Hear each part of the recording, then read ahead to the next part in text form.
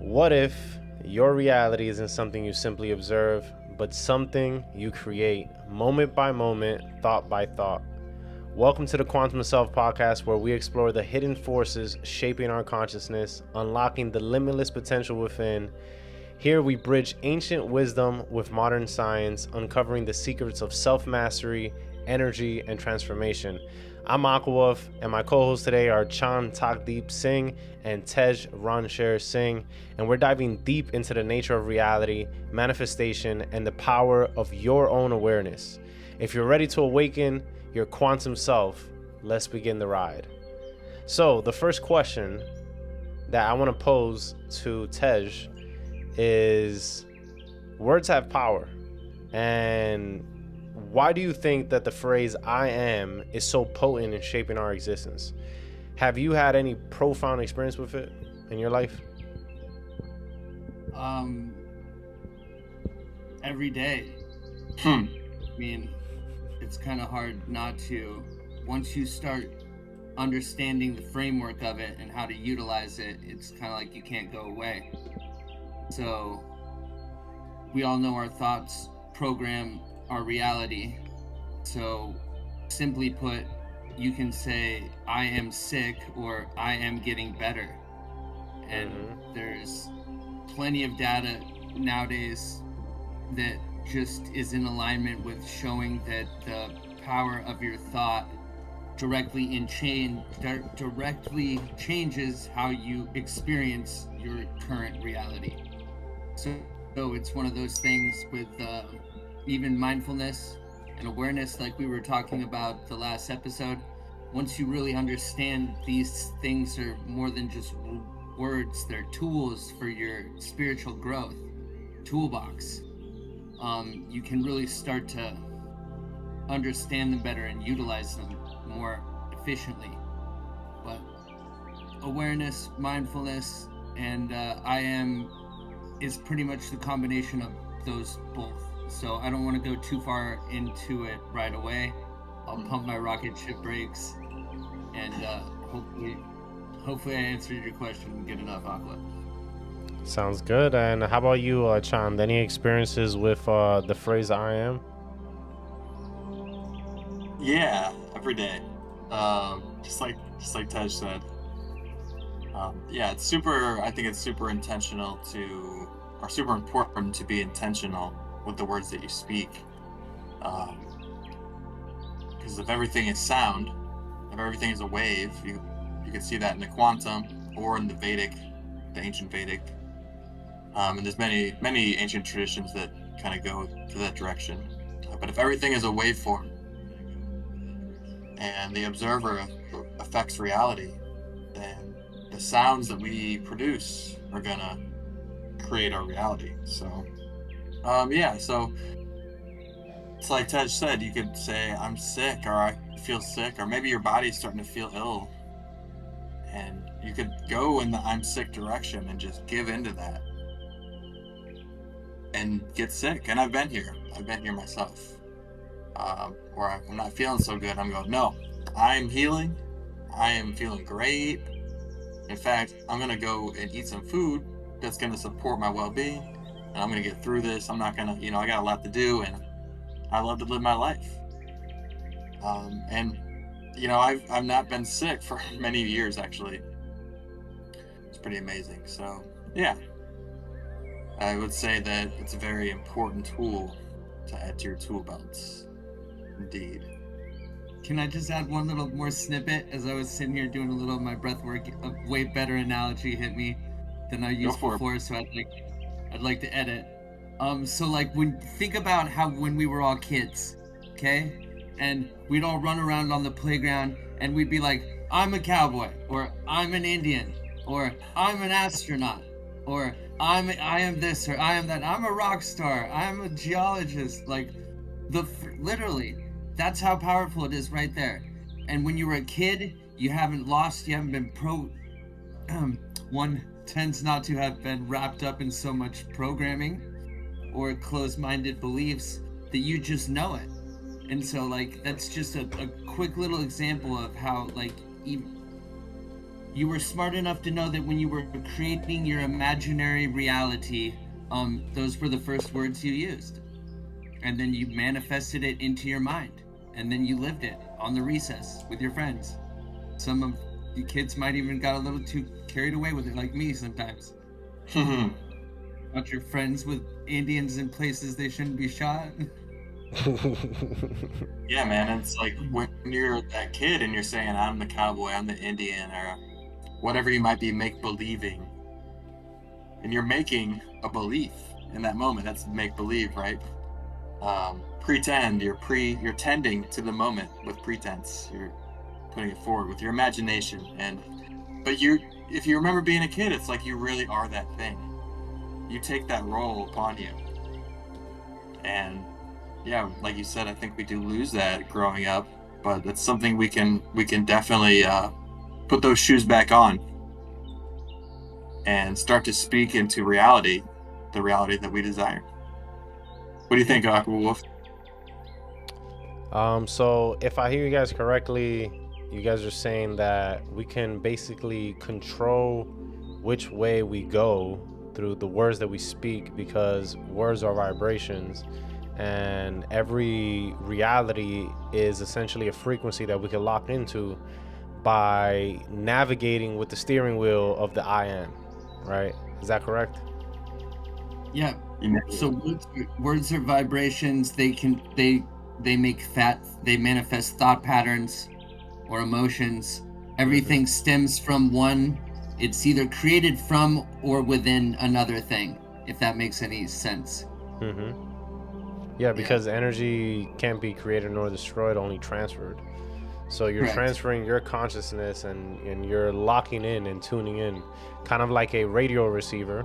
There's all these frequencies and radio stations, but when we say I am, the chief, I am the police officer, I am the astronaut, we're sliding into that resonance, Yeah. And even simple things. I am healthy. I am happy. I am worthy. Like I know it seems silly, but like these are ways we can really start to reprogram ourselves from trauma. You can start to actually relive.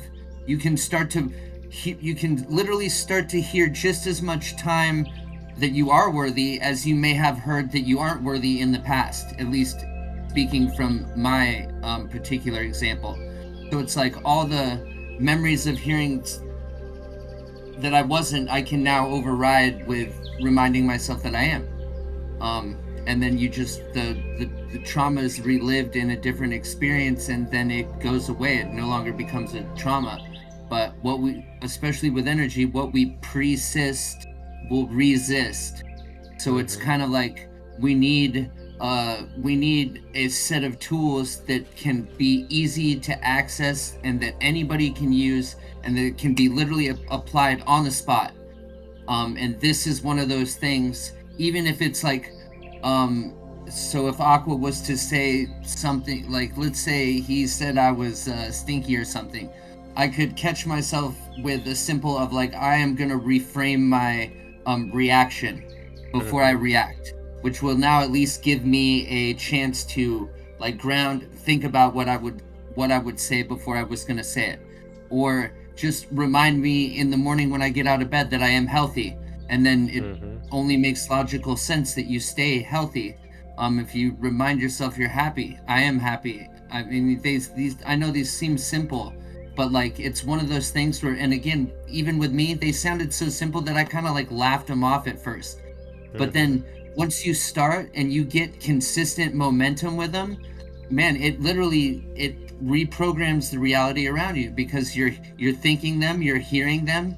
Like, yeah, it's creation, and it's creation and manifestation at its finest, in its most simplest state.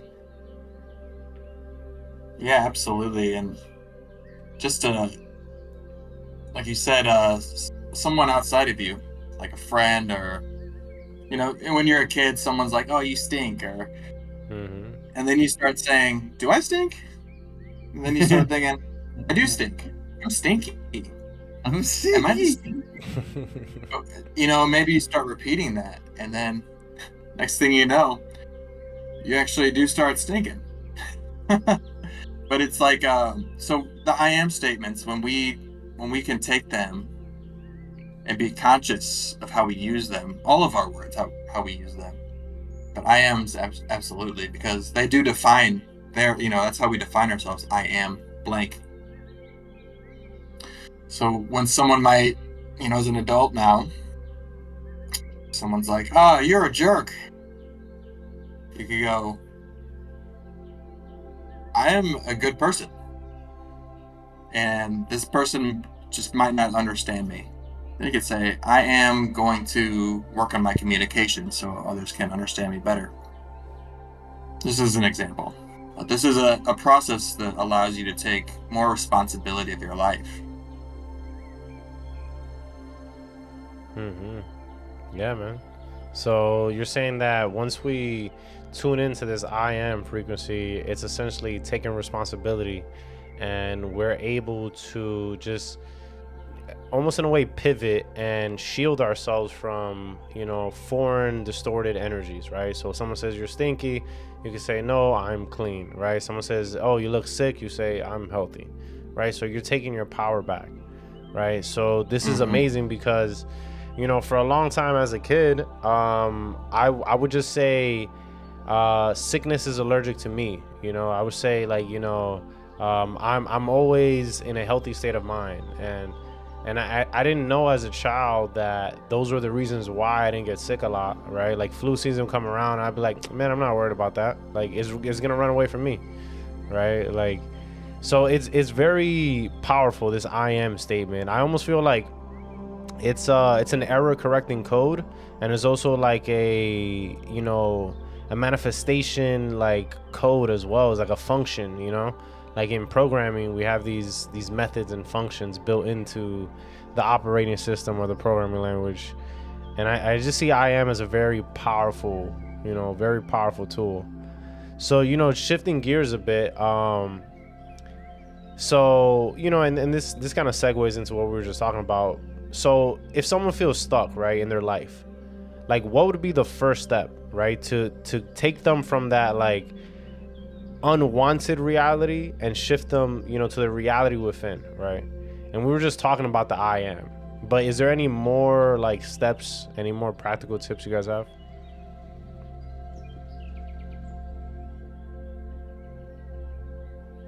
Tej, you got anything, or you want me to go? Yeah, so I was just trying to think for a second. Try not to say trying to say instead of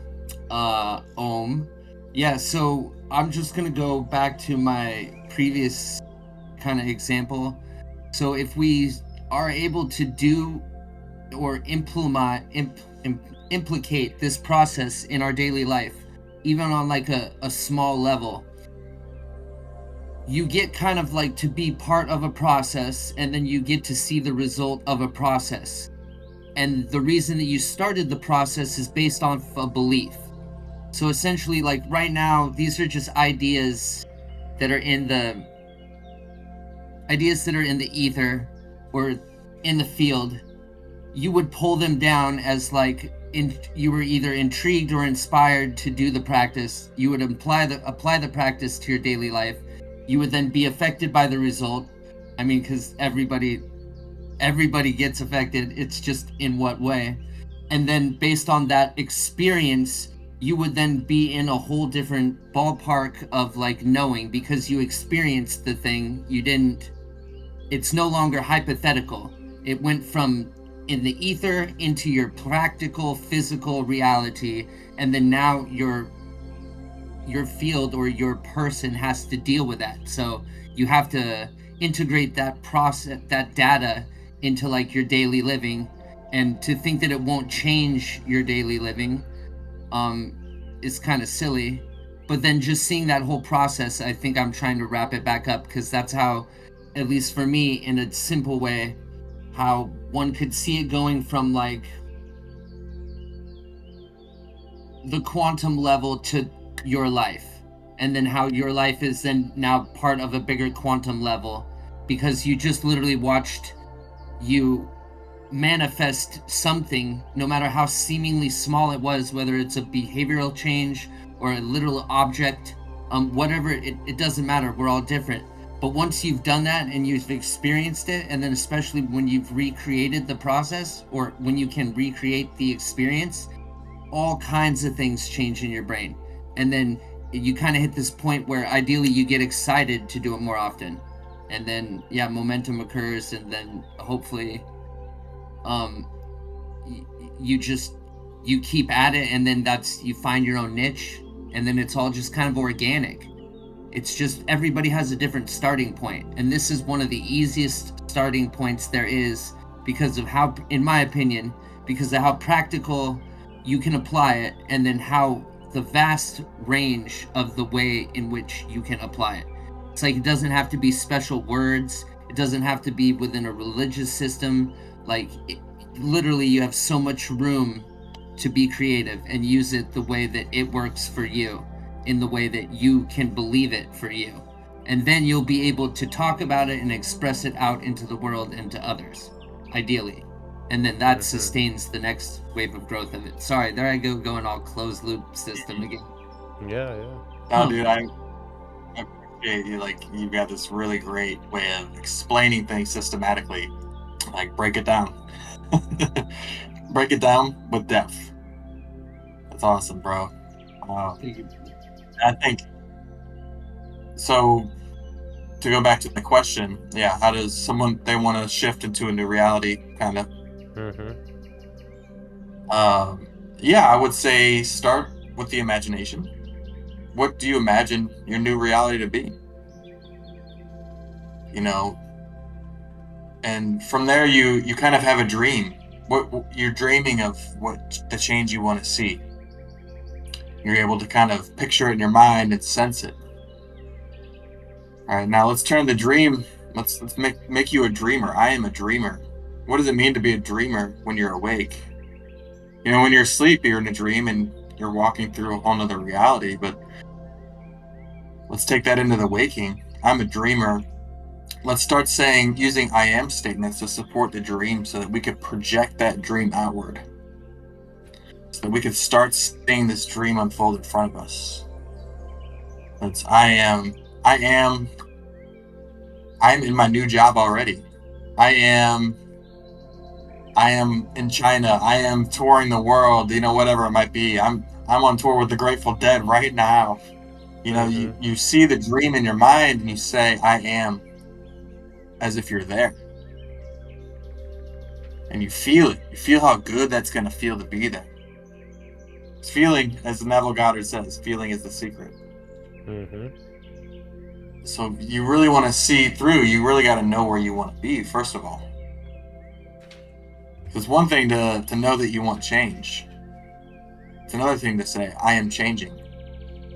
It's another thing to say, I'm already at my destination. And it feels so good. When you can project it out and you can hold that vision over time through what is full of ease and what is full of friction and difficulty, and you keep holding that dream and you keep affirming it with I am making progress. You know, I am on my way to my future, the future that I want, etc., etc. You're gonna stay on that path. You're gonna stay on this like quantum thread, this wave. You know, you're observing a wave, and you're reaffirming the wave. You're keeping the affirmations keep your attention there. So you kind of like, it's like you're pulling a thread. You're pulling that thread, and it's unraveling your new future. Amazing. So what I'm hearing you guys say is that Tej was mentioning that, you know, start small, and then once you get feedback, and that is going to create more, I guess, motivation. You're going to see results, right? And then it becomes a self-fulfilling prophecy. Because once you say, hey, I am, you know, on tour with the Grateful Dead, or I'm on tour with, you know, whoever, and then you're actually there, now you have experience. Now you could say, okay, that worked, right? Like, you know, wow, like what else can I do? And then you keep going forward, right? And another thing that Sean brought up is that Neville Goddard, he talks about I ams and so much manifestation and law of attraction stuff, and the key is feeling, right? Like you want to say that I am almost like until it incites a feeling inside of you, like, because you have to feel it. It's not just like, oh, I am driving down the street in my brand new car. It's like, no, I am driving down the street in my brand new car. I am driving down the street in my brand new luxury car, and it's red and I see it. I'm driving down the street, and then you got to get really into it, right? Even to the point you start sweating a little bit, right? You're producing energy, you're producing heat, right? And you should feel your heart pumping. Yeah, like it's a full body exercise, whatever it is, right? I am on my way to building the exact business that I want, and I'm leaving this job, and you just keep turning the wheel, right? Like you're turning this wheel, right? Because your body is electric, your body is water. So as you're activating that, like it really does something, right? And another thing to consider is that these I ams, right? When you do it enough time, right, now you program your subconscious mind, and now it's just running in the background, and you're not even thinking about it anymore, and it's just there. And then eventually the thing materializes, because that's another thing that a lot of times in the community we don't speak enough about, is the power of the subconscious mind, right? Because we're talking about taking your conscious effort to program your subconscious mind, because that's really what we're doing, right? And the main thing is when you go to sleep and when you just wake up, when you say those I ams, it really does something to your mind. And another thing that I've done as well is just go to sleep with like headphones on, listening to affirmations, right? Listening to I am affirmations, I am opulent, I am abundant, I am prosperous, just for 8 hours, just going to sleep, right? And then if you want to take it to another step, you could record your own voice, because then you're like hacking your brain, your brain doesn't even know the difference. So that is one thing I just wanted to bring up. Do you have something to say, Tej? Well, yeah, so listening to them is great, but there's something about hearing yourself say them. You know what I mean? Like you feel yourself say them and then you hear it back. Like it's like the full loop. You know what I mean? Mm-hmm. It's like, and it's your like once you do it for a while, you can feel the difference between when you say something you mean and you're just when you say something. Mm-hmm. Because like even within your own system, you can start to use little exercises like this to know, like when you're talking to you versus when you're just talking, when you're talking to higher you versus when you're talking to lower you.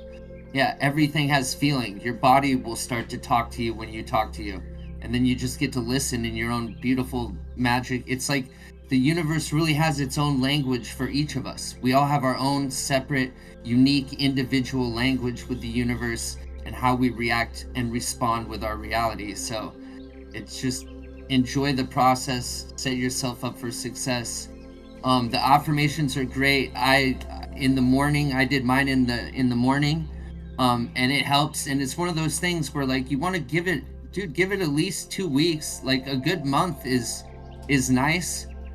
Just maybe 15-30 minutes. I was doing an hour, and you can tell by the end of the month, you can tell, because it's all you've been putting into your field. Like you start to build a repetition, and then again it's like neuro you're rewiring your brain.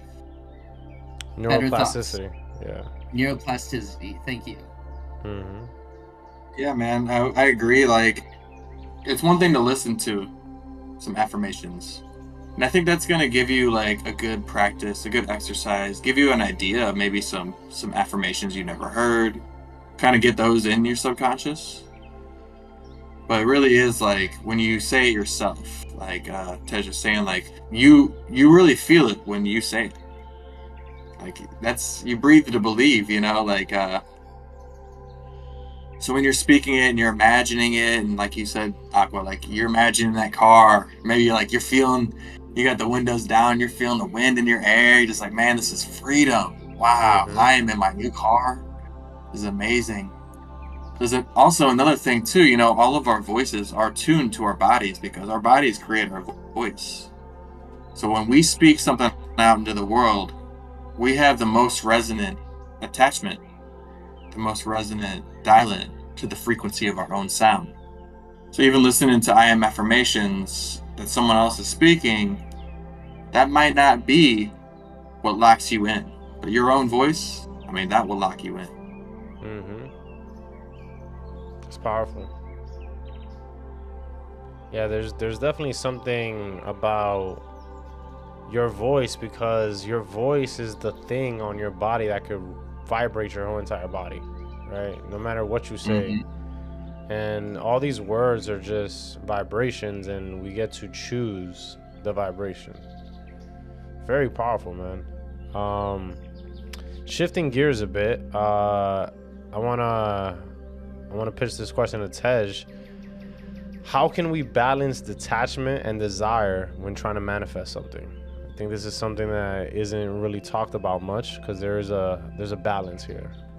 Yeah, so this is a great one, because this one is one of the ones that, like, I particularly have to constantly do things to not fall into the energy loop of it. Because essentially, so I'll just try and put it as simple as I can. Detachment is I don't care, desire is I'm too excited. So detachment can be like, oh yeah, it can be doubt, and then desire is like excitement. However, the thing about it is desire is also the one, it's like a benevolent force that allows the continued expansion for evolution. So if there wasn't desire, we wouldn't evolve. We wouldn't be here sitting talking to you guys. Like, you wouldn't be listening. Like, the whole world kind of ceases to exist without desire. So I don't want to say it as any, I'm not trying to imply that it's a bad thing at all, because it's a natural force. They even talk about it way back in the Greek, like when you start talking about how Hercules' parents. So I think Ares was the desire. Yeah, Chand will probably be able to tell it a lot better than I will, so I won't slaughter it. But desire is very natural. However, detachment is also very natural. So really, all you can do is be aware, and then if you don't like the current state that you're in, you can use the I am to just reframe it real quickly. So if I'm confused, I can say, no, I'm excited. I am just this other form of this energy, and see how fast we can just wham bam, and then you can start building momentum the other way. Hopefully I didn't go too far off. I got you, Tej. I mean, it definitely makes sense. If you could repeat, like, you said desire is something, and then detachment is another thing. If you could repeat that part. So detachment could be like what would be also considered, I don't want to say that it's doubt, but like when you're detached from it, you don't really have the desire of it. So these are they're like polar forces. So like you don't want to be detached, but too much desire, just like too much detachment. Oh man, I gotta pull it back. Yeah, because it's weird, okay? So desire is like one of those middle forces where it's like only based upon the person it comes in contact with does then it go good or bad. You know what I mean? Like desire is just a creating force of energy that moves throughout the infinite, creating people to go from people, places, or things to go from one form or another. A plant to grow from this, like this.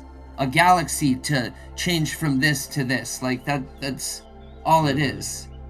And so it's hard to answer the question with it being framed like that, because it poses just these two other, it poses like a question within a question, or just that the question needs reframed. So that's all I was trying to get at. So you're saying like desire is kind of like the force, right? Like in Star Wars, like whoever wields it, you could decide which way it goes. Correct. Right? Yeah. Because we could make this space and then we could be like not helping people, sitting around and hating on people, or like doing things that are unproductive.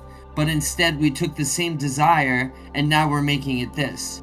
We're trying to get, like help and word out to people, teachings out to people. We're trying to get feedback to us. We're trying to make a safe space where people can like all feel they can come and ask a question or connect or communicate or be like, oh yeah, that kind of happened to me too. Just safe space. So again, we're just taking the same desire and we're molding it into a different direction. But the question was kind of more, it felt like based on them as individual. Can you reread the question one more time just so I can get to the... I got you. So let me see. I just had it here. Where'd it go? Because it makes desire kind of sound. So the question is, how can we balance detachment and desire when trying to manifest something? Yeah, so that's what I'm saying. Desire is its own thing. So really the balancing of the desire is how you can continue to remain neutral or in your organic flow of life. And detachment, I guess, is what's going to allow you to continue to float down the river of your flow of life.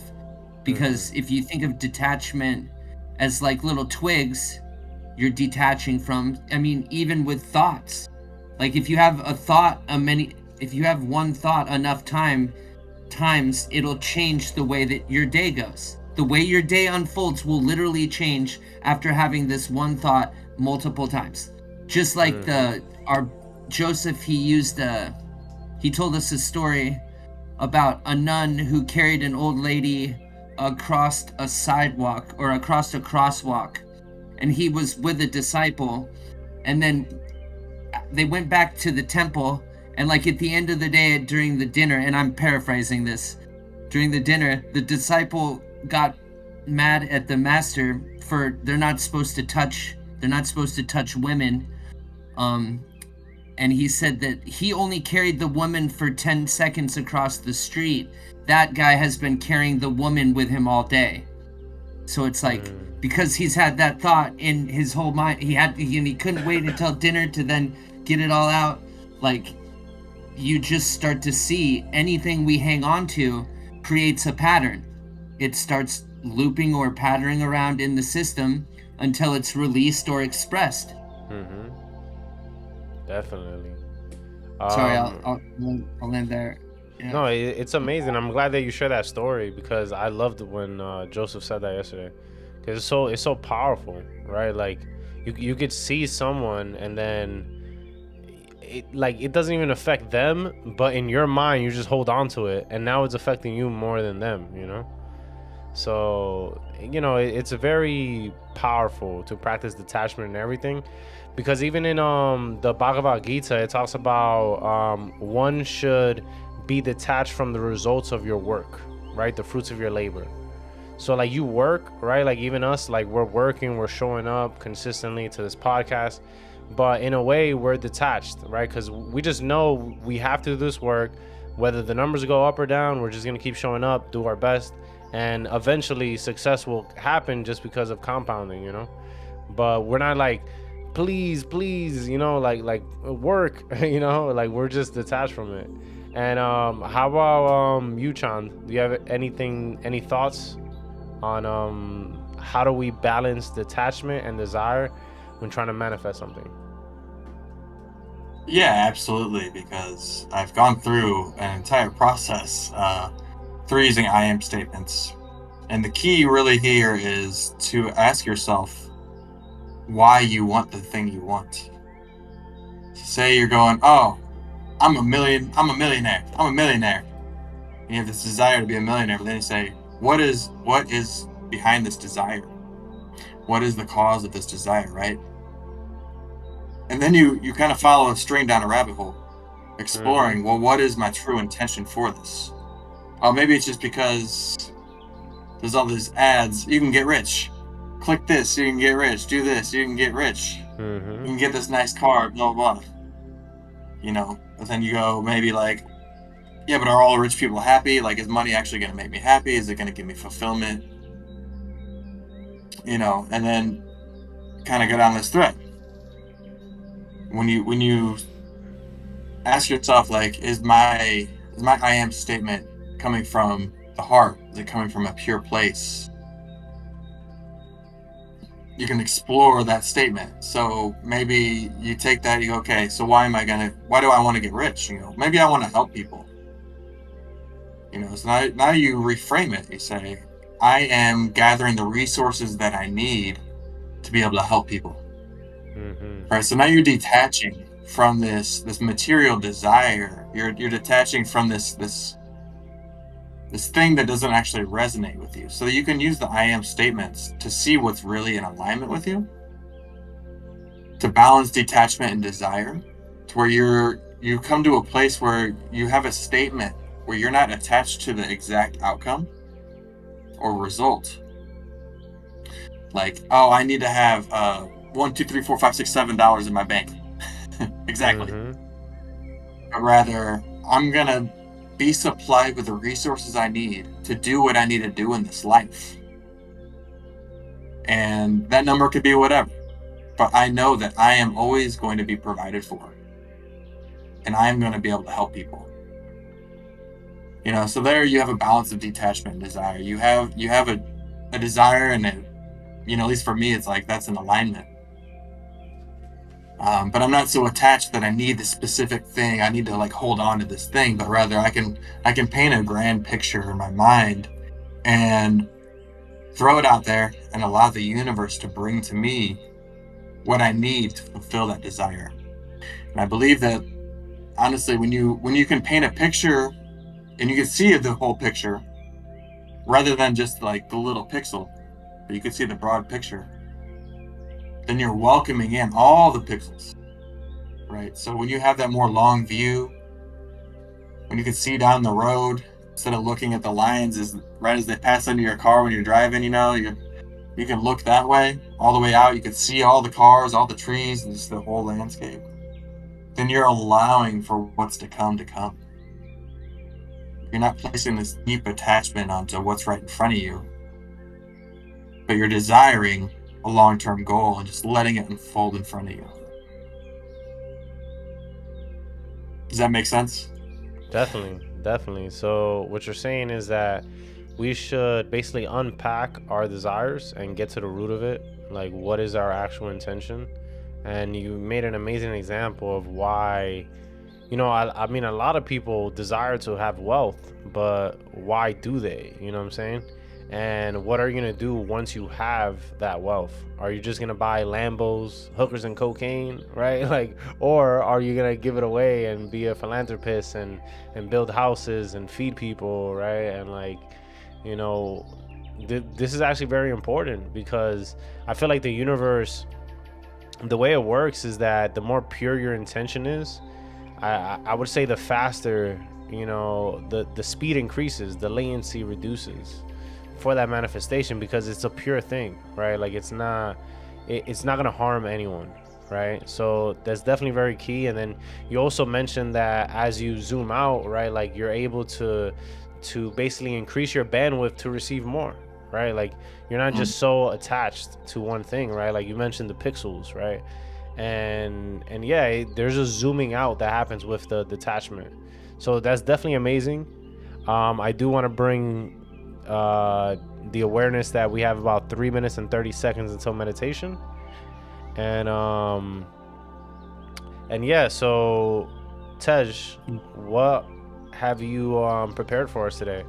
What type of meditation are we going to do today? So we're going to do a I am affirmation. And like everything, it's probably always going to be a bit of a hybrid.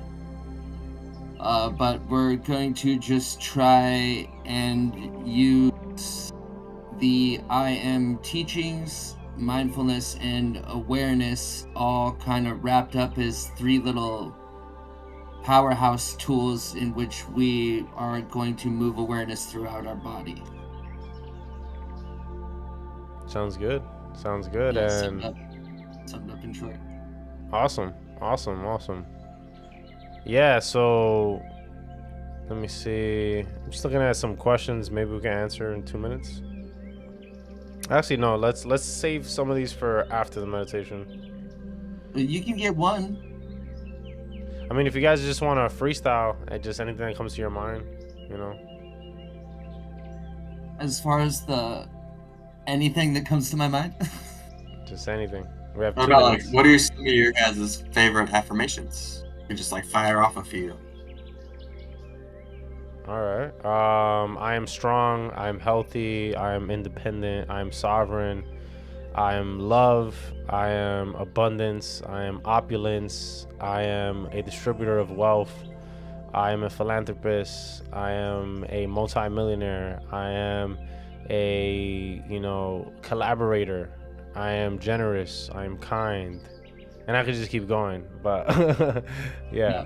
Wow. There you go, That's ladies and cool. gentlemen. Yeah, a couple of the ones that we're going to use today are in there. I am love. I am abundance. I am limitless. I am whole. I like that. Limitless. I am infinity. I forgot that one. Chan has brought us into awareness. I am infinity. Yeah, and I mean, yeah, all right. I guess I'll just kind of, yeah. So, we're gonna just start with like preparation and centering. So we'll get kind of like in posture, and then we'll just kind of start slowing down our breathing and becoming more aware. And then we're gonna kind of tap into our heart space or our I am space or just presence. Whatever word resonates better with you. Om. And then then we'll do some affirmations and then some integration essentially is like in topics. We're kind of like as active points that we're gonna just kind of work through down. Sounds good. Yeah, it's weird.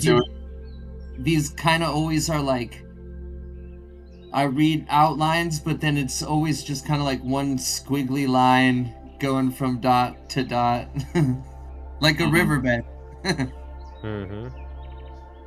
Yeah. That being said, let's get ready to turn into our leaf that will float this river. So go ahead and get seated, lie down in a chair, a wheelchair, standing outside or walking, doesn't matter where you are or what you're doing. Well, don't drive a car, and maybe if you were walking, keep your eyes open, the normal stuff. But then let's slowly come into our position, get comfortable. Take a deep breath in through our nose.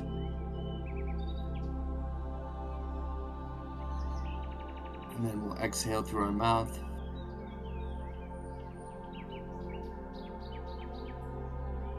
And we'll inhale through our nose. Exhale through our mouth.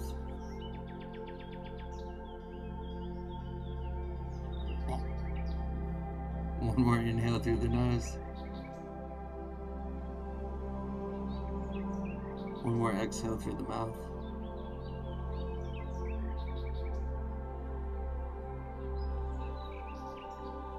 And so now we're going to breathe in through our nose for 6 counts. And then out our mouth for 6 counts. 1, 2, 3, 4, 5, 6. In through the nose for 6. 2, 3, 4, 5, 6. Out through the mouth for 6. 1, 2, 3, 4, 5, 6. Continue doing this in through your nose. 2, 3, 4, 5, 6. Out through the mouth. 1, 2, 3, 4, 5, 6. We'll do a few more. And out.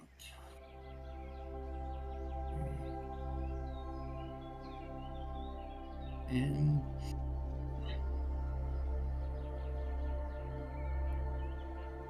Out.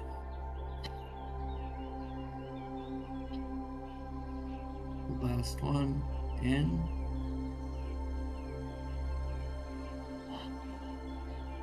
And out.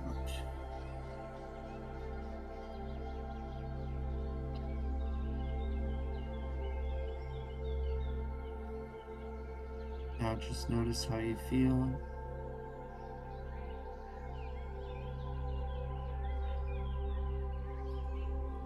Notice the point of your awareness. Is it in your third eye? Is it in your heart? Is it in your throat? Is it in your root?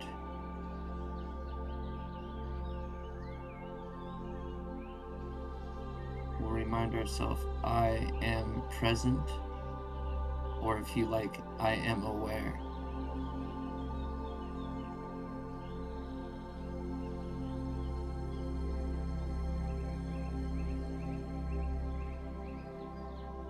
Now with one of those two affirmations, either I am present or I am aware, become present or aware of your perception point in your energy body at this current time. What center are you in?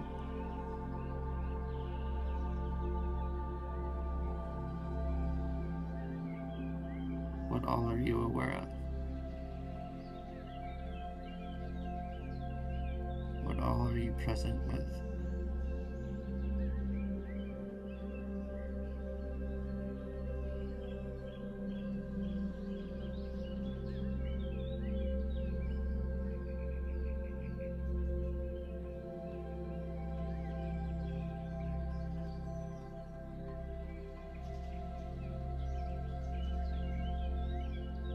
Now we simply all will state, I am going, or I am entering into my heart space or heart center, however you would like to phrase it for you.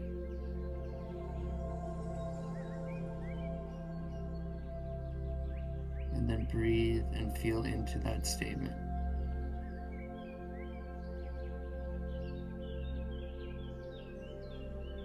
I am entering my heart center.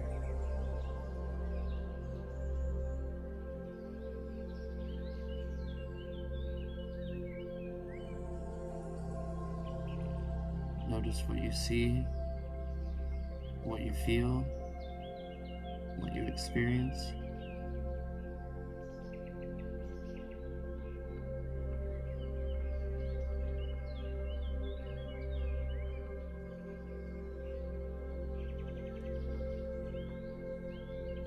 And remind yourself, I am present. I am presence.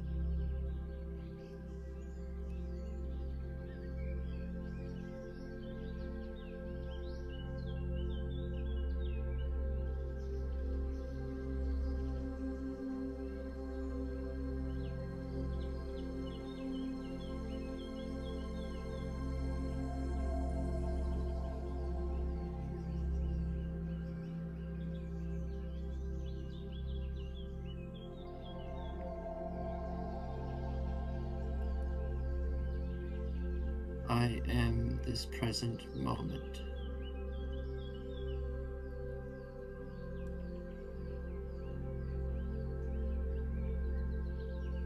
I am this present moment.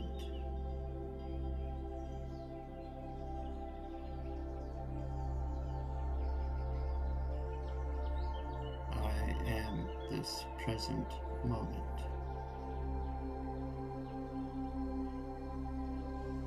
If you need an anchor, you can use that for your anchor mantra. Every time you start to get distracted or your mind starts to wander, you can gently bring it back with that. I am this present moment.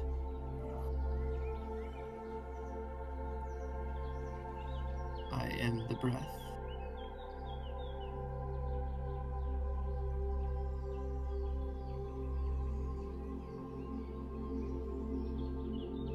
Notice what you feel, see, or experience when you call yourself back to these things. these anchors or these grounding points. Like I am the present moment.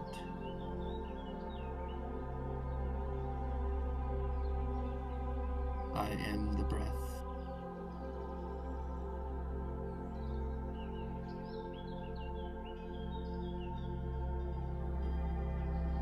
Experience what these statements mean to you.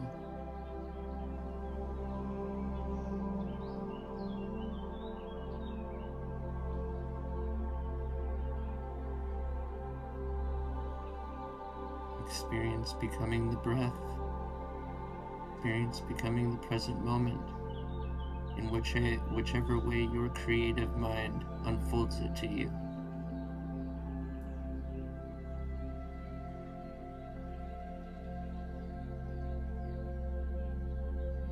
You will know it to be right. You will feel it to be right because it is you.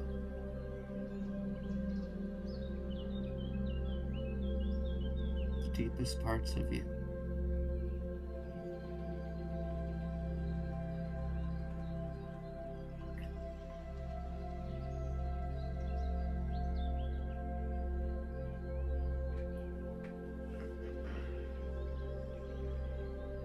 Now I want everyone to envision a bright violet flame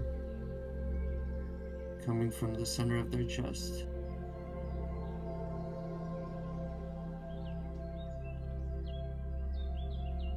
A bright, beautiful violet flame.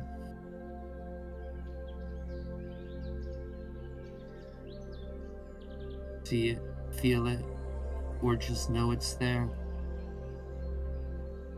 There is no right or wrong way.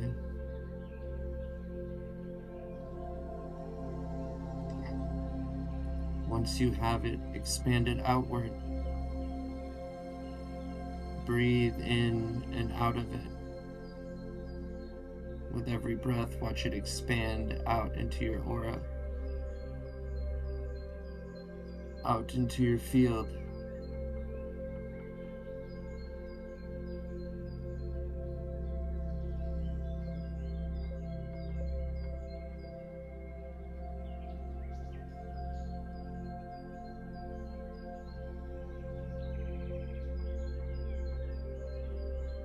Watch it expand and expand and expand. The I Am teachings call this the violet flame of forgiveness.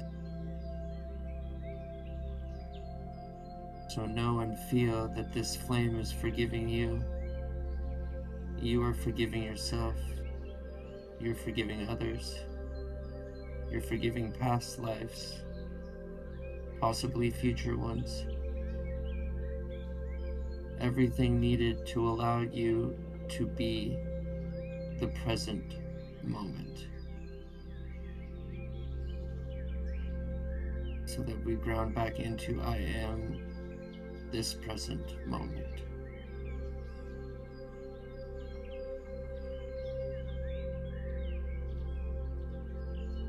Full of forgiveness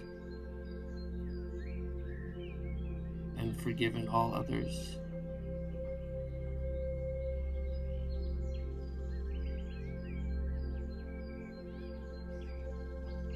Burned by the violet flame, returned back into the universe as energy, for energy cannot be destroyed, it can only be returned.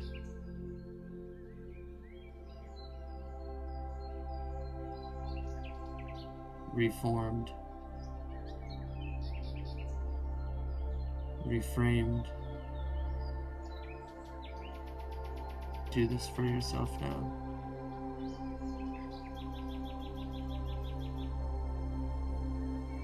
I am reframing my life.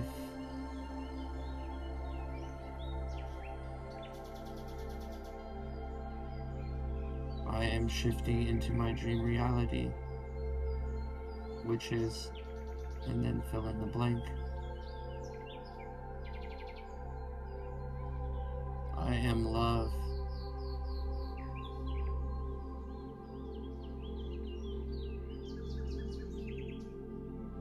I am abundance.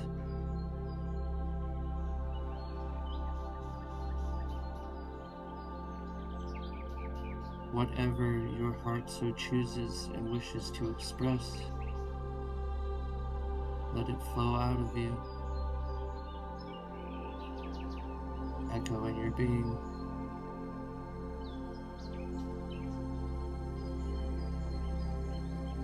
Resonate with your field.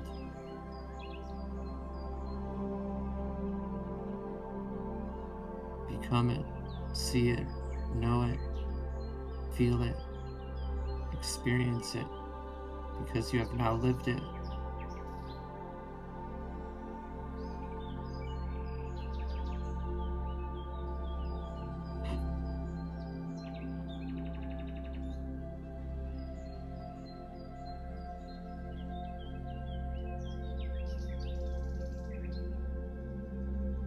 Once we can manifest something in our inner world, we can manifest it in our outer world.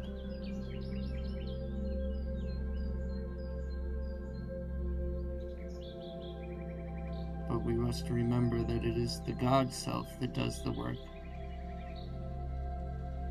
The I Am.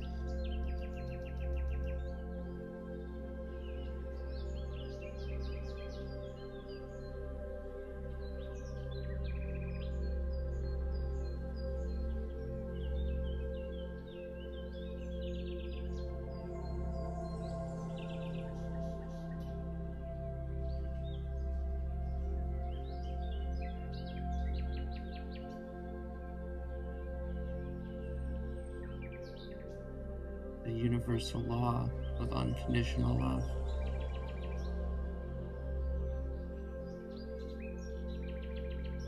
This is what truly manifests.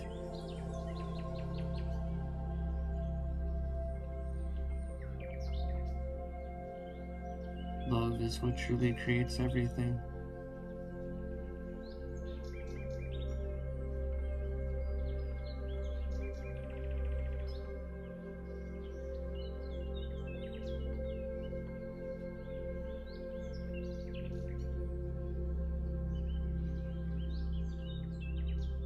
So we remind ourselves now, I am loved.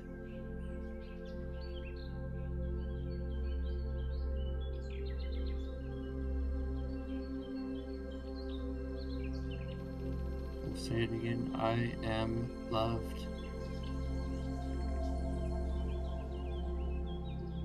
Know it, feel it, sense it.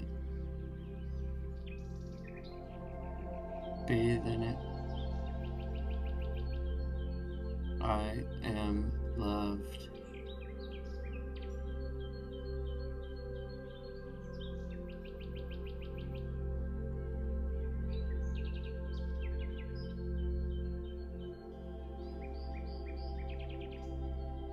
In my experience too, I've learned that if sometimes we cannot experience it through the internal, we can call the experience from the outternal, from the external. So if I'm having having a hard time cultivating the feeling of being loved, I can cultivate the feeling of love I have for another. And then after I've cultivated that true love that I have for another, I can then bask in the after effects. I can just switch it to the love I have for myself, because we want for ourselves what we want for others.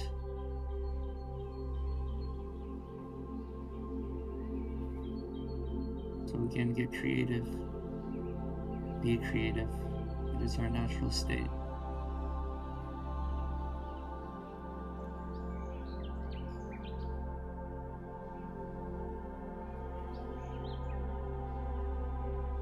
And for the final part of this meditation, we just will call upon whatever guidance and support that your heart feels in alignment with calling upon,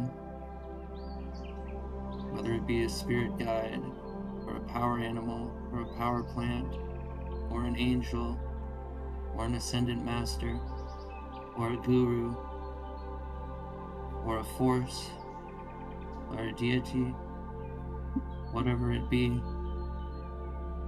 whatever gives you the feeling of support and strength, call them in with you now. They are your family. They wish to support you. Feel supported. I am supported is your mantra. I am loved. Or I am loved and supported.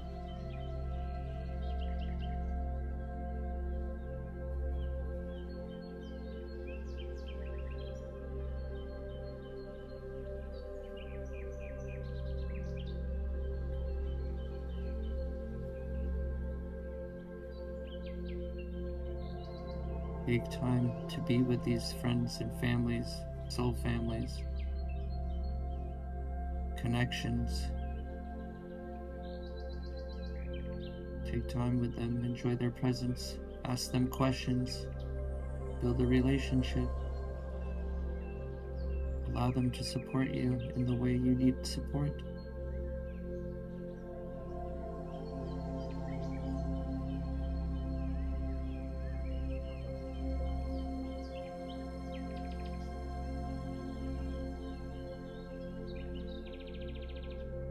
Don't be shy.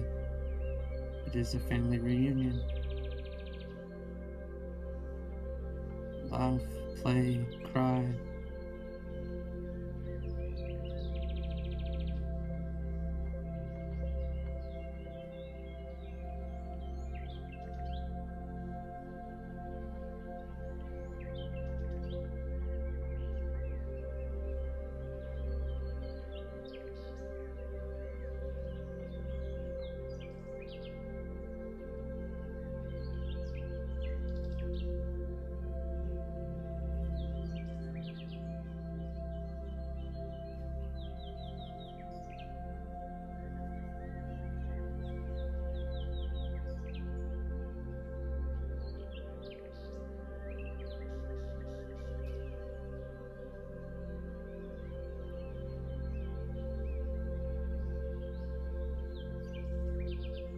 Now we will take the time to thank them for being here, for being with us, for being guidance and support, a source that we now know we can always call on, that's always there, unconditional love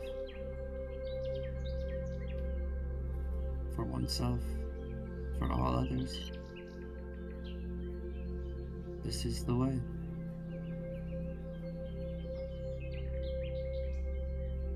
Know you can always call them back. Know they're always there to help. Know that you are always loved. You are always supported.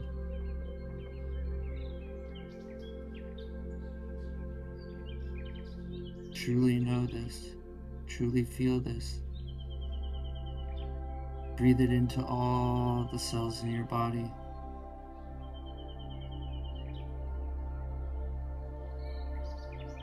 In fact, let's do this together. Let's breathe all of that love and support into every cell of our body with a deep inhale in through our nose. Suspend the breath. Suspend the mind. Exhale when you need to. Let's do 2 more of these. Big, deep inhale through the nose. Breathing in love and support. Holding it in. Let it resonate through our entire system, being filled. Exhaling through the mouth. One more giant breath in through the nose. Breathing in that love and support, holding it inside our body, breathing it into our cells, activating our entire being with love and support. And then letting it all go, not becoming detached.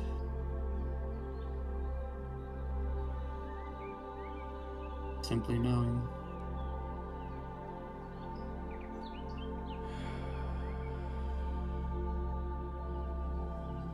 take a few minutes to just experience your experience. Notice how anything may have shifted or changed. Awareness in points of the body you might not have been aware of. Feelings of buzzing or humming.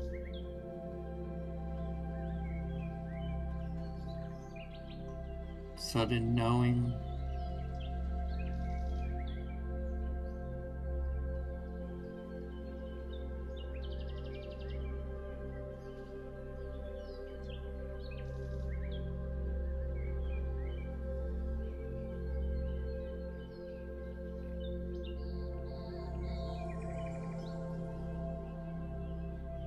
And again, we'll rub our hands together, rub our palms together vigorously, creating a little heat, friction.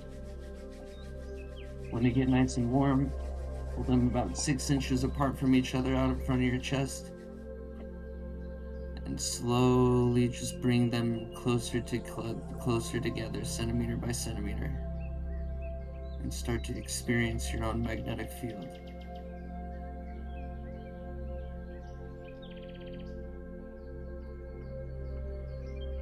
As you feel it pulse them together, pull them apart, start to play with it.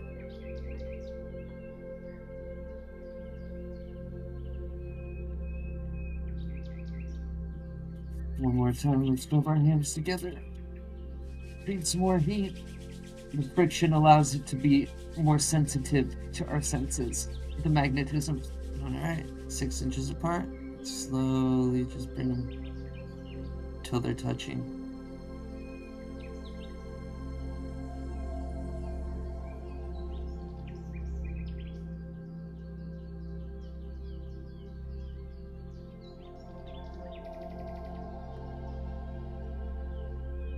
And then we'll have them come touching, and we'll bring them to the center of our heart, and our prayer pose, with our thumbs locked into our sternum, shoulder blades out. We're hugging our rib cage. We're going to do a deep breath in through the nose and one out the mouth.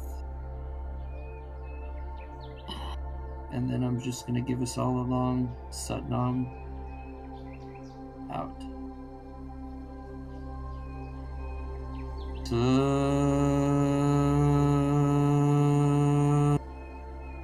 Nam.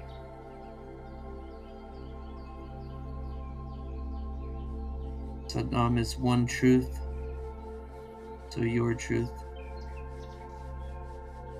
Slowly start to move your fingers, wiggle your toes. Come back to the space in which you are presently at or seated. And just slowly come back into the reality.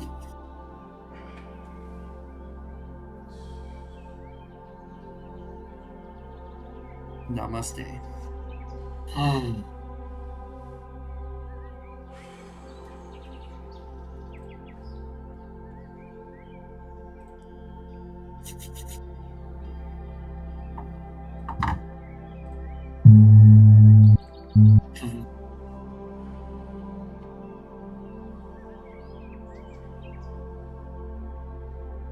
Thank you, Tesh. Wow.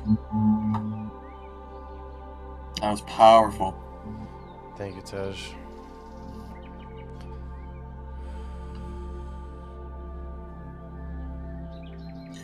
Thank you, guys. Thank you.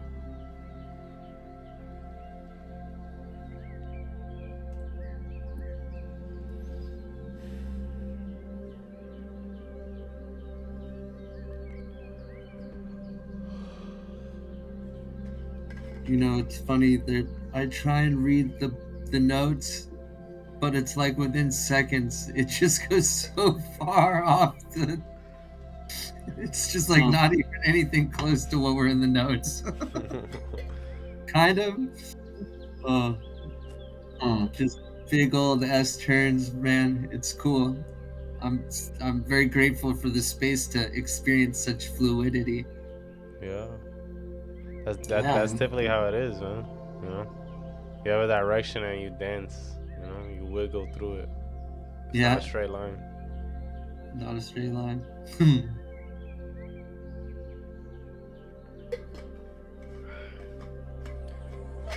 All right. Yeah, thanks, Taj. That was great, dude, and really we into our family and our ancestors and our guides, and it's really powerful, man. Thank you. That was the I am practice in effect.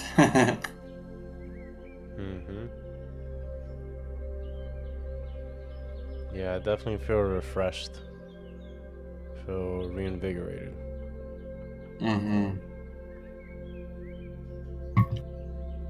That one kind of even got me, I'm not gonna lie. I kept kind of like fading out. Yeah, man. Don't go too deep. It's like, that's one of the things that it's not like a worry, but it's one of those, it's like the funniest, like if the worst thing could happen, what in my mind is the funniest or just the worst thing that can happen, like I go so deep into it that I just wake up like, and then I think I'm in the class. So instead it's like, oh wait, I'm running this thing. Thought I was participating. Just that's totally like, yeah. That's how you know, man. So excuse me for a moment. I'm just gonna grab some water and use the bathroom. Sounds good. Your excuse, Chanman-san. Hey. Thanks. Don't wait for me. I'll jump back in. So, you know, if you're ready, Tej, I do have a question for you. I was born ready. Ready, Eddie. So. No, my name's Tej. Ready, Tej. Teddy ready, Tej. Teddy ready. Oh, nice. So, how does self-love and inner healing impact our ability to create the life we want? How does self-love and inner healing impact the life we have? The ability to have the life that we want to have? Yes, how does it impact our ability to create the life we want? Yeah. Well, if you don't feel that you're deserving of it, how would you ever acquire it? How could you ever experience something that you don't feel that you deserve to experience? So see right there, you've already used this exact framework of what we're trying to talk about, and you have you've like put in a door within itself. So if your subconscious mind, which is the 70% bigger one than the prefrontal cortex, it can do its own thing. Like the majority of the subconscious is running the majority of the show. The front gets to just do all this stuff, cognitive function. So if you don't really believe it, and it kind of goes back to the same thing as like if you just say the words but you don't really believe the words, you're not going to experience the effect because you do not believe in the words. So literally every time we don't believe in anything, it's like door. So like now, if you don't believe in it, you can't, there's not a single point or thought or experience or example that can go through it because you do not believe in it. The second you crack the door, like I believe that might be possible. Now we have alleyways for thoughts, practices, emotions, experiences to like, I don't want to use the word penetrate, but to penetrate, and then start to expand from within. So once they get through the cracks in the doors or the dike starts to crack, then it really can start to open up. So if you don't believe you're worthy of what it is you're trying to manifest, then inadvertently that's going to get in your way. Even if you haven't experienced it, that doesn't mean that you're not worthy of it. And that's why, like I said, sometimes it helps to reframe it so you can experience it from a different angle. So like if you're having a hard time bringing up love within yourself, bring up the love you have for another, and then you can kind of like hop on that emotion like that you just jump started, and then you can ride the momentum of that. You can then turn the love that you had for the friend back into the love that you have for yourself, reminding yourself you're worthy of that love. So it's kind of just like it's constantly reframing. And that's, in my opinion, why I think so many people have a hard time sticking with it, is just because it's like you've got to be they're small. So it's one of those things where small, constant effort turns into big effort. But it's easy to just be like, oh, I don't want to worry about it, or I don't really want to watch what I say, or I don't really want to watch what I think. And it's not that that's bad. It's like, I get it. And that's been the overall vibe. But just know that when you're not doing something about it, it's still doing its thing. So no matter if you're listening or not, it's still in the background. That's the power of the subconscious. So you either find a way to believe it in the part of you on the front, or in unison with the subconscious, or you're just going to keep running into like roadblocks, and then you get frustrated, and then it's just no good. So sorry for the long-winded answer, but Definitely. So what I'm hearing you say, Tej, is that basically self-healing and self-love, right, are kind of like the key to unlock this new reality. Because if we don't actually believe what we're saying in the I am affirmations, then it's almost like a bug in the system, you know, because you're like trying to do this thing. You're saying I am abundant, but at your deepest core, you don't believe you're worthy, you know, of the abundance or the love or the respect or the whatever, you know, you're trying to manifest, right? Yeah. And you need that to heal, because healing is an act of self-love. Yeah, so it's like it's like they're not separate things. They're one in the same thing. And then ideally, that's part of what kickstarts the whole process. So one of the ways it can kickstart the whole process. So if you can remind yourself that, like, because you're doing this healing because you love yourself, for example, you know, you can ride that kickback loop.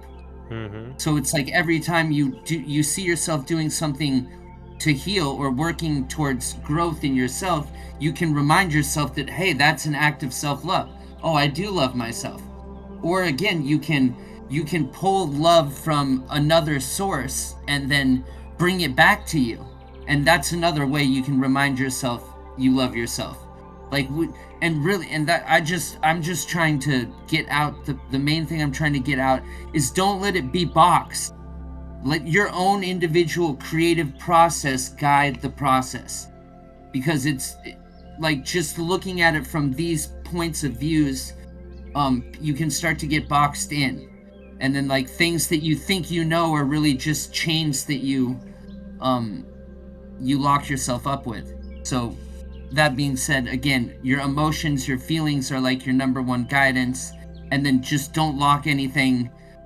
Allow it to be what it is, in any shape, any form, however it comes to you. Just trust your heart. Like, let it come out of your heart, and then it'll feel like you're kind of watching it. And that's how you know. It's not right all of a sudden in here. It's like, oh, I saw that feeling or that emotion or that thought formulate from a deeper place. Yeah. Definitely. And I could definitely agree, Tej. Like, one thing I've learned in this spiritual journey is that the more we shift from here to our heart, the easier we're able to unlock this new reality, you know?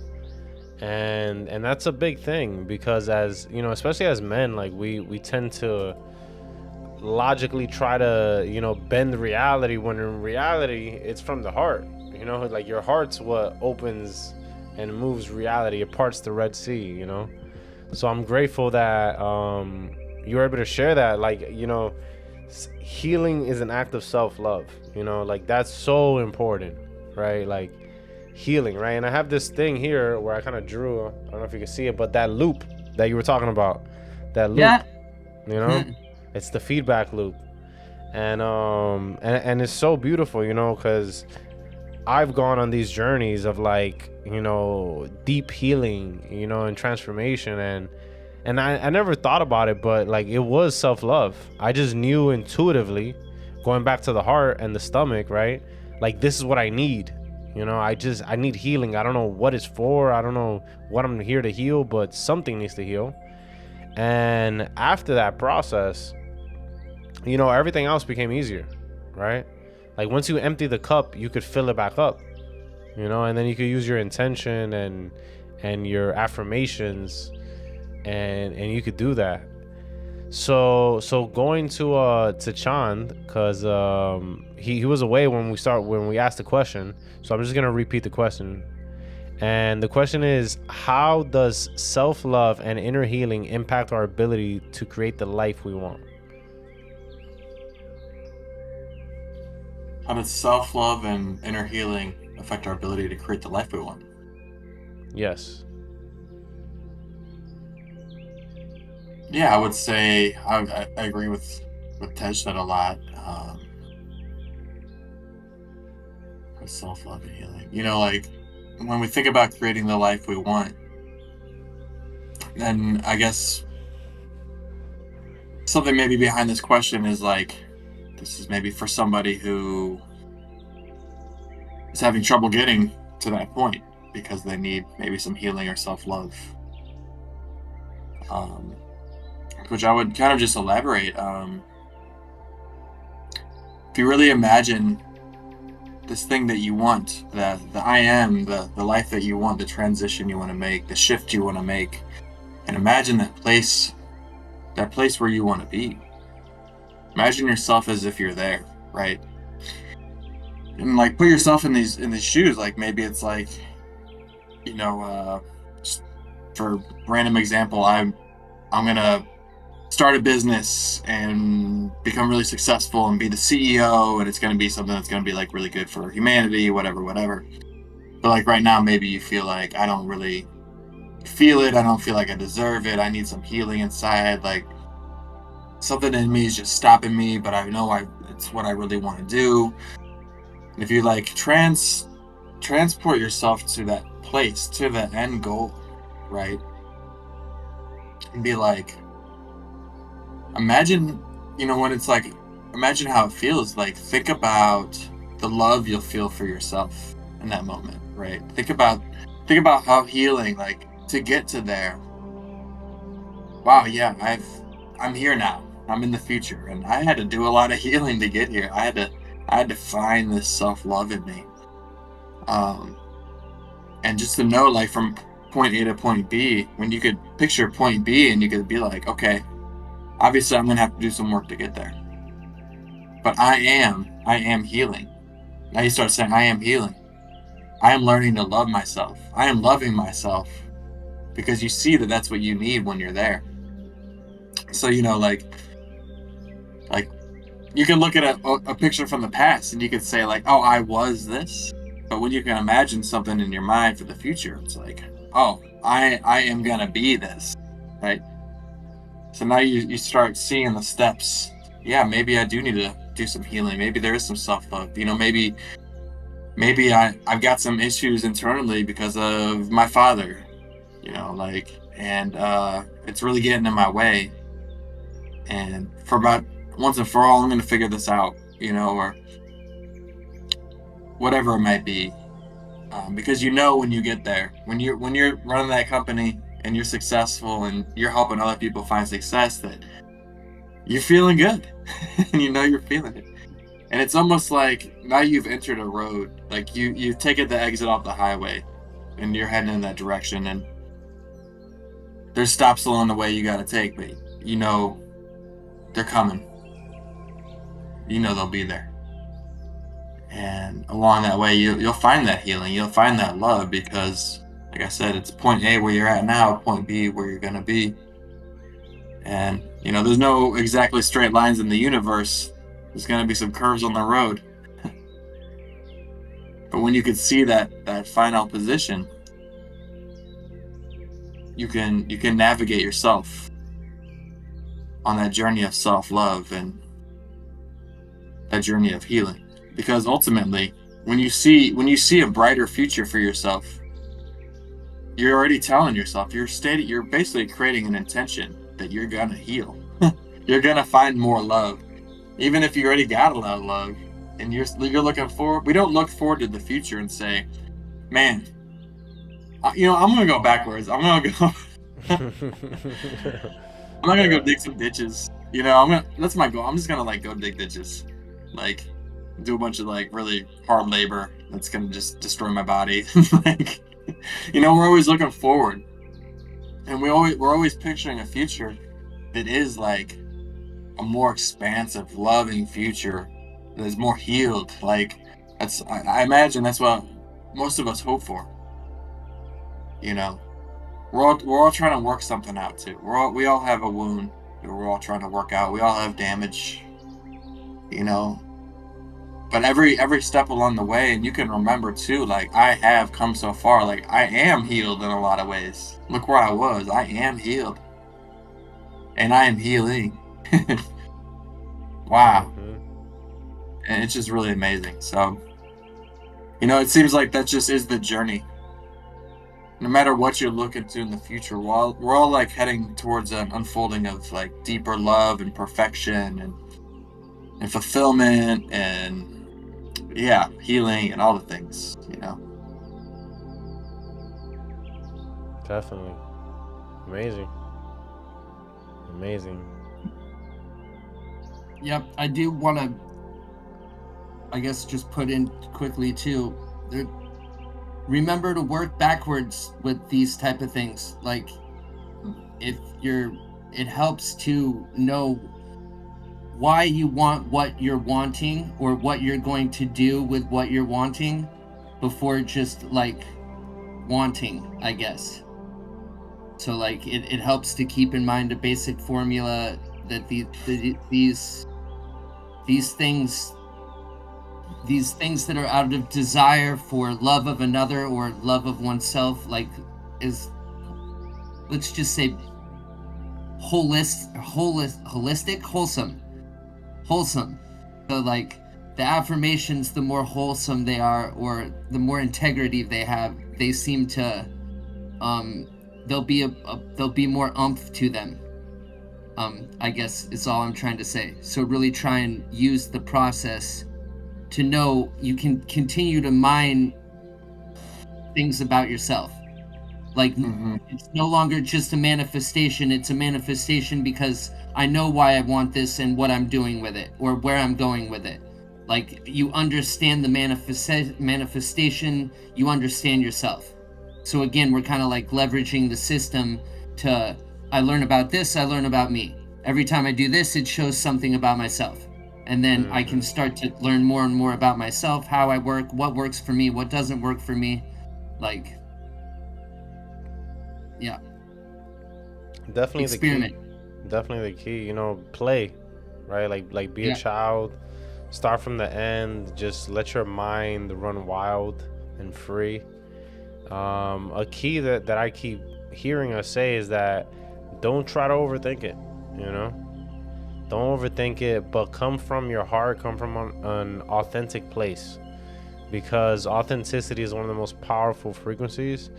And a lot of times the society, you know, throws mud on us, right? And we have to, you know, go through that process of self-healing to uncover, like, or rediscover, right, that inner child that already knew, you know, he already knew, she already knew how to access and how to dream and how to reach these new dimensions, you know. So it's definitely amazing. Oh wow, hey Gizion, how's it going, man? Long time no see. This is one of my subscribers from our old channel. What's up, bro? Stopping by. Wow. Welcome. And Users. Yeah. Looks like So Anthony's back with us again, and our good friend Jeeve as well. What's up, brothers? yeah, Jeeves stopped by. I'm not sure if he's still with us, but definitely. So, just let me see something here. Do you guys have any more that you want to say on that? Because I have one more question before we start landing the ship here. Fire away, Aqua Wolf. Let's roll it out. All right. Let me see. Gizion says, long time. Yeah, I'm great. That's awesome, man. It's awesome, man. I wish you much success, bro. Much success, man. So this one's actually very important here.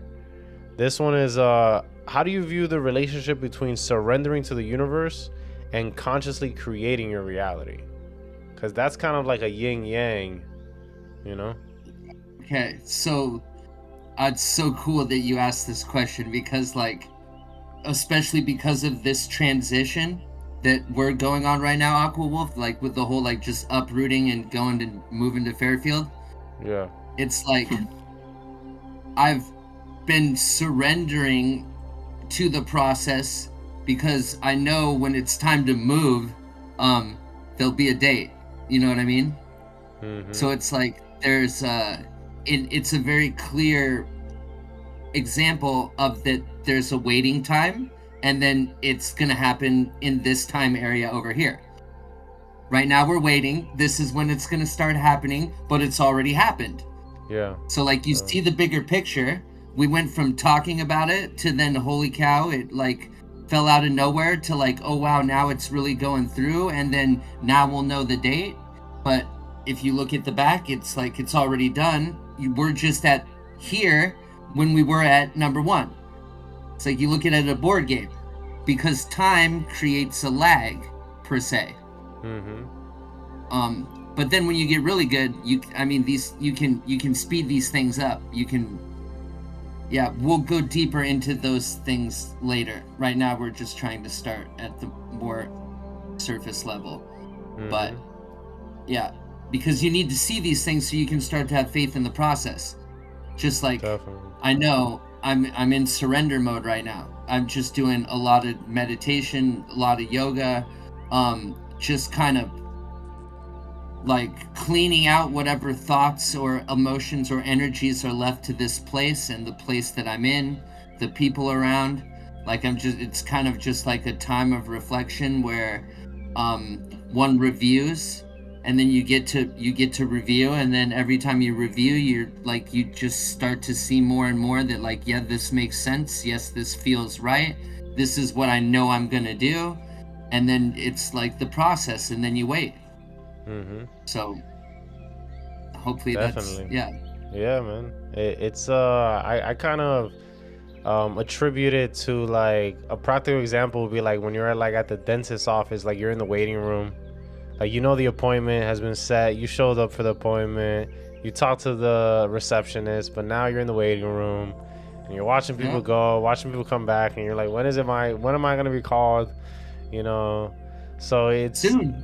It's right around the corner, and but if you really look at it, right, like just for example for me, right, like I always wanted this type of connection, right, but it was years in the making.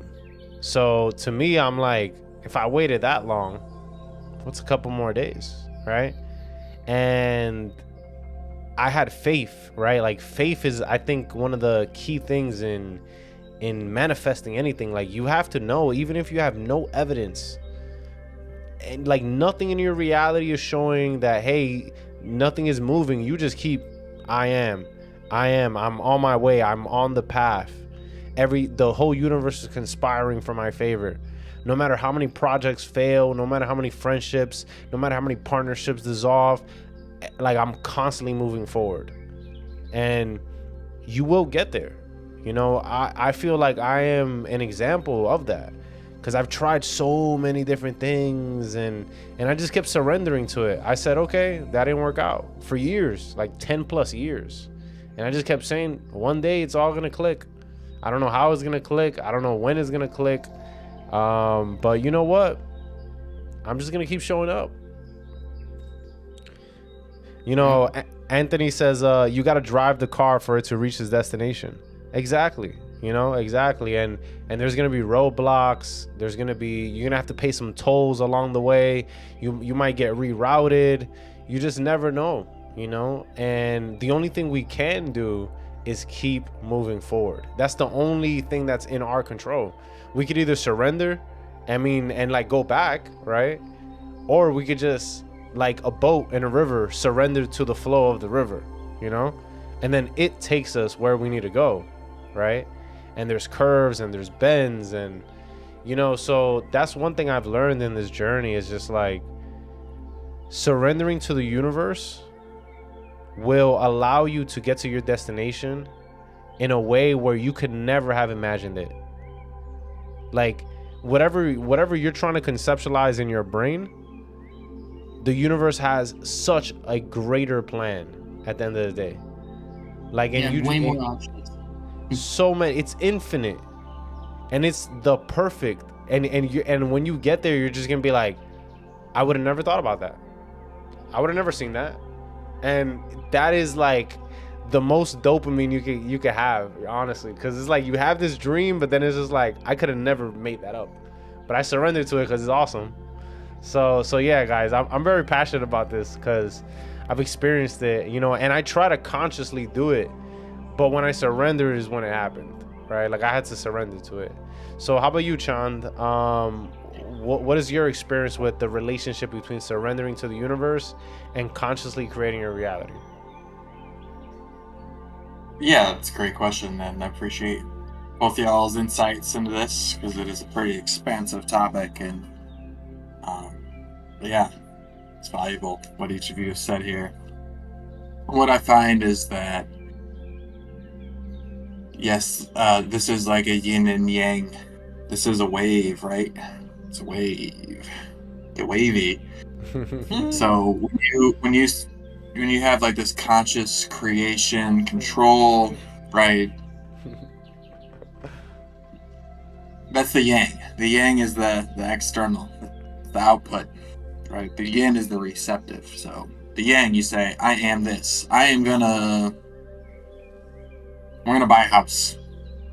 You know, like say like you're 16, you're working at McDonald's or something, it's your first job, and you're like, I am gonna buy a house. And you know it's a little ways away. To surrender is to let the universe unfold that goal for you, right? To let the wave ride itself. Now, here's where the good discernment comes in, because conscious creation can become over control, right? There's a balance you have to strike here. So say like you're like, I'm gonna build my credit up and buy a house, right? But every step of the way, you're going, I'm gonna do this, I'm gonna do this, I'm gonna do this. And you're not really thinking about this house anymore. You're thinking about like, what's this next little thing I gotta do? What's this next little thing I gotta do? Right? That's not surrender. That's control. And to surrender is to allow, it's to receive. So you put the intention out, and the universe will bring you something for you to receive, right? And there's a path there. It might not be the path that you think it's going to be. So to surrender is to allow what comes to come. You know, and it's learning to handle this and just ride that wave. It's like learning to surf the wave of perception. But when you're not trying to control every little aspect, you get to keep your mind on that end goal. You know what I mean? And you gotta get to surf these waves of reality that are taking you there. Whereas like yeah, it just seems, at least in my experience, a lot less natural. Like I've stumbled over my own feet so many times just trying to walk across the street. One way to put it, when I'm like, oh, you know, staring at the ground so much, don't step there, and then now I fall over. But it's like, if I just keep my eyes on the other side of the street, walk, you know, maybe check for cars a little bit, but I'm gonna get there. So there, you know, I feel like I just keep kind of going back to this point of seeing the bigger picture.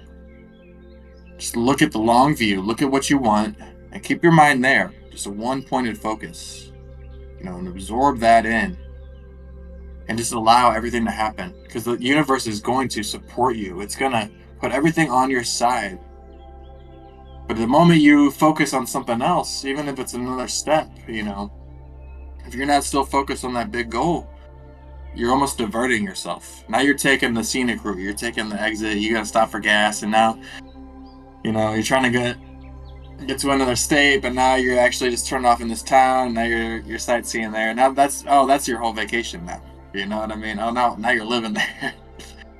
You keep your mind on where your actual destination is going to be, and you got your travel plans and all that, and you just go, all right, here we go. Let's go. And the universe is just going to bring you everything you need. And that's surrendering. Surrendering is going to the yin, the receptive, receiving, to say, I don't need to control everything. I don't need to control everything. I'm going to allow these gifts to come to me. And it's tough, because at least if you're in America, and a lot of us grew up, and whether you believe in whatever you believe in, a lot of us grew up with Christmas, right? And it's like, oh man, I just want to open these gifts, right? Where they at? I got in trouble. I'd sneak out in the middle of the night and like peek into my packages and get caught, right? Yeah. Like not being patient. Like I'm trying to control the outcome here, but and then I get in trouble. But when you can wait and that timing is perfect, wow, it just feels so good. It feels so good to open your gifts. It feels so good to receive what the universe can give you. But when you try to control it and try to make it happen on your own terms, that's when things start to get in the way. So to me, that's the relationship between kind of conscious creation and surrender. So riding that wave of yin and yang. Putting it out there, but allowing yourself to receive.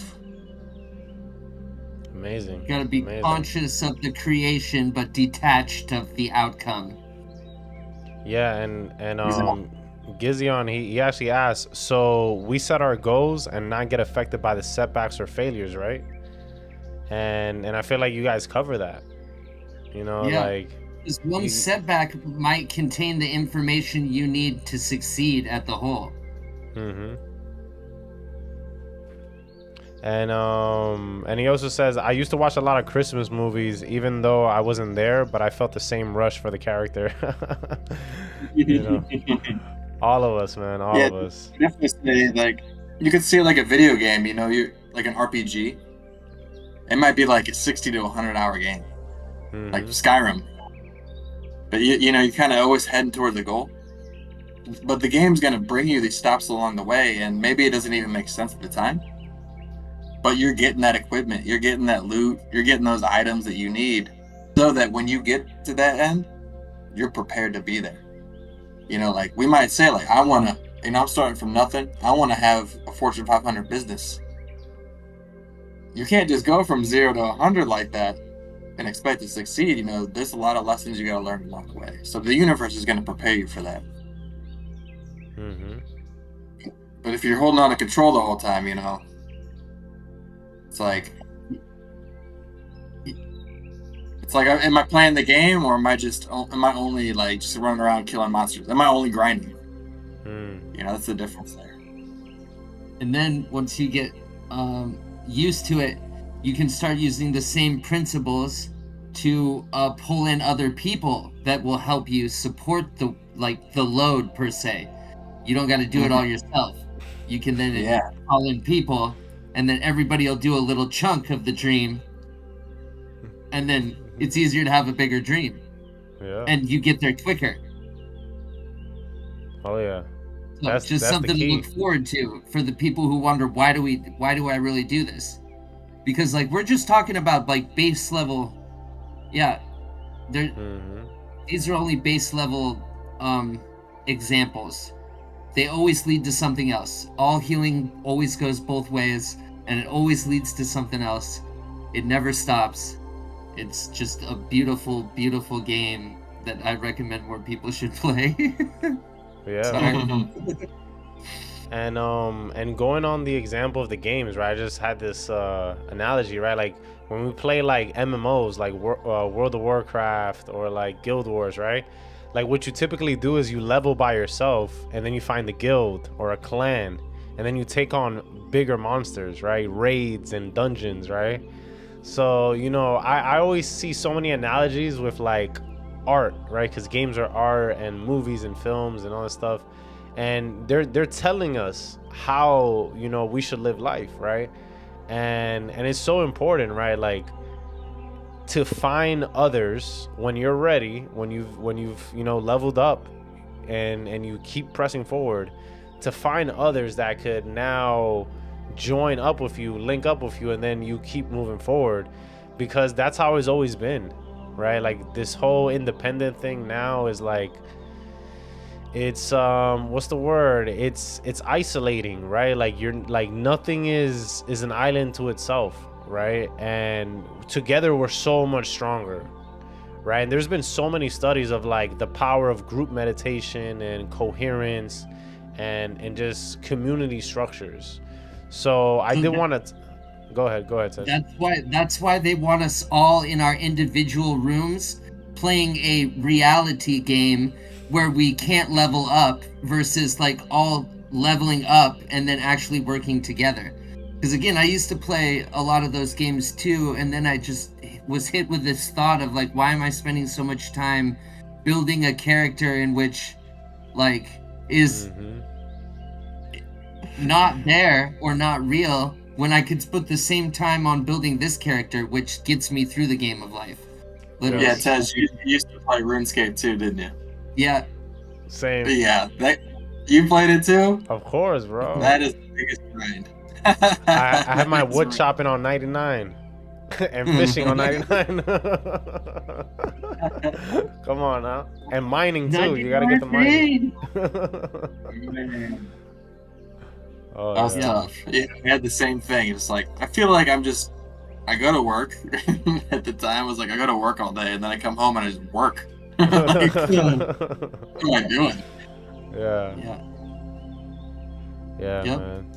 And put that time and energy in the game of yourself. Yeah, and I was just gonna say that, like, once you take enough psychedelics, you realize that this is the actual VR game. This is the RPG, Yeah. And it's so much funner, and it's so much more rewarding. You know what I'm saying? Because when you level up here, it's full immersion, right? Like you don't need to put on a suit to feel things, right? Haptic feedback. No, you can feel things here, bro.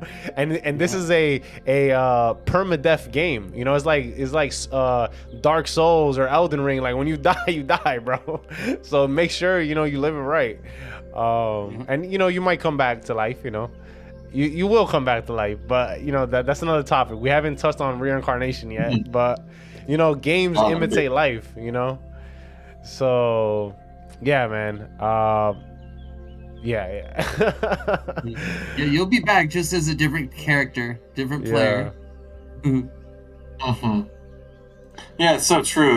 Once you do open up, like,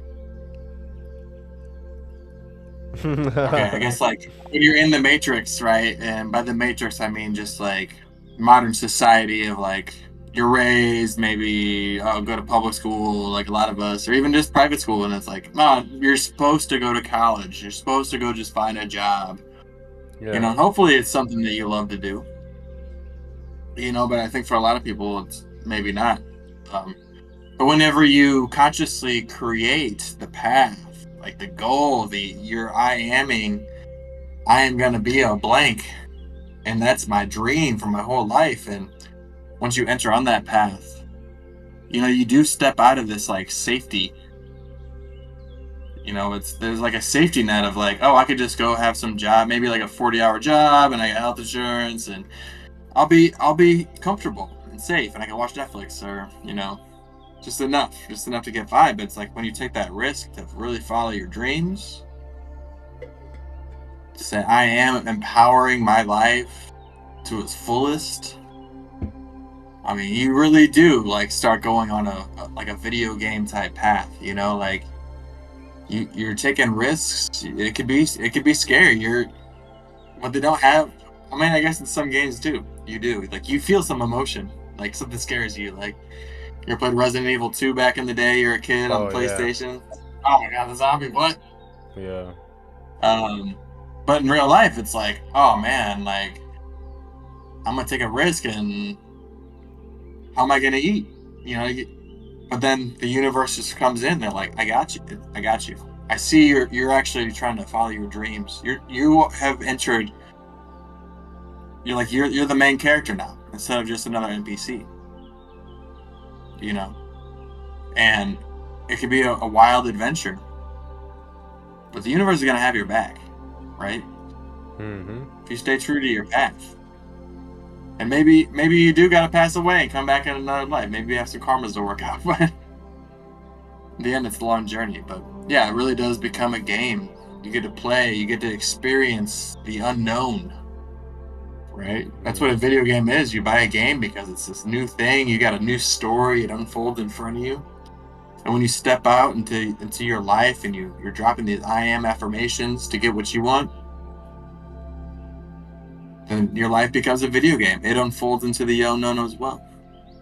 definitely, man. So Anthony said, Tej, let's go on a mountain and make a farm. Me, okay. Yeah, that's exactly how it went down. Just following the flow, right? Following the flow, man. Also, You got this land. Well, what are you gonna do? Oh, we're gonna make a farm, off-grid community. Let's go. I mean, that's kind of what we're doing, right? Like, let's just link up. Yeah. It's like, all right, cool. Yeah. Also Gizion, he said, I had a great time. I don't know what exactly did it, but I'm calm. I could use 15 and 20 minutes of this stream daily. I'm preparing for an exam I have in November, and this could help me focus. Thank you, Gizion, for stopping by. And Thank you. it's just, wholeness and balanced vibrations, love and light, unconditional love for oneself and all others. This is the way. This is the way. Yeah. So thank you for stopping by, man. Yeah, we're here Monday and Wednesday evenings, but we've got a couple episodes behind us. You can always catch up on if you got more time during the week and you need to get some focus and calm. Oh yeah. Appreciate you stopping in. And for the feedback. And for the definitely. feedback. Thank you, Namaste. man. And good luck on your exams. I Yeah. wish you pass with flying colors. Study hard, but also relax, right? You want to work and rest, right? That's always the key, because a lot of people cram, bro. Like, I know I used to do it.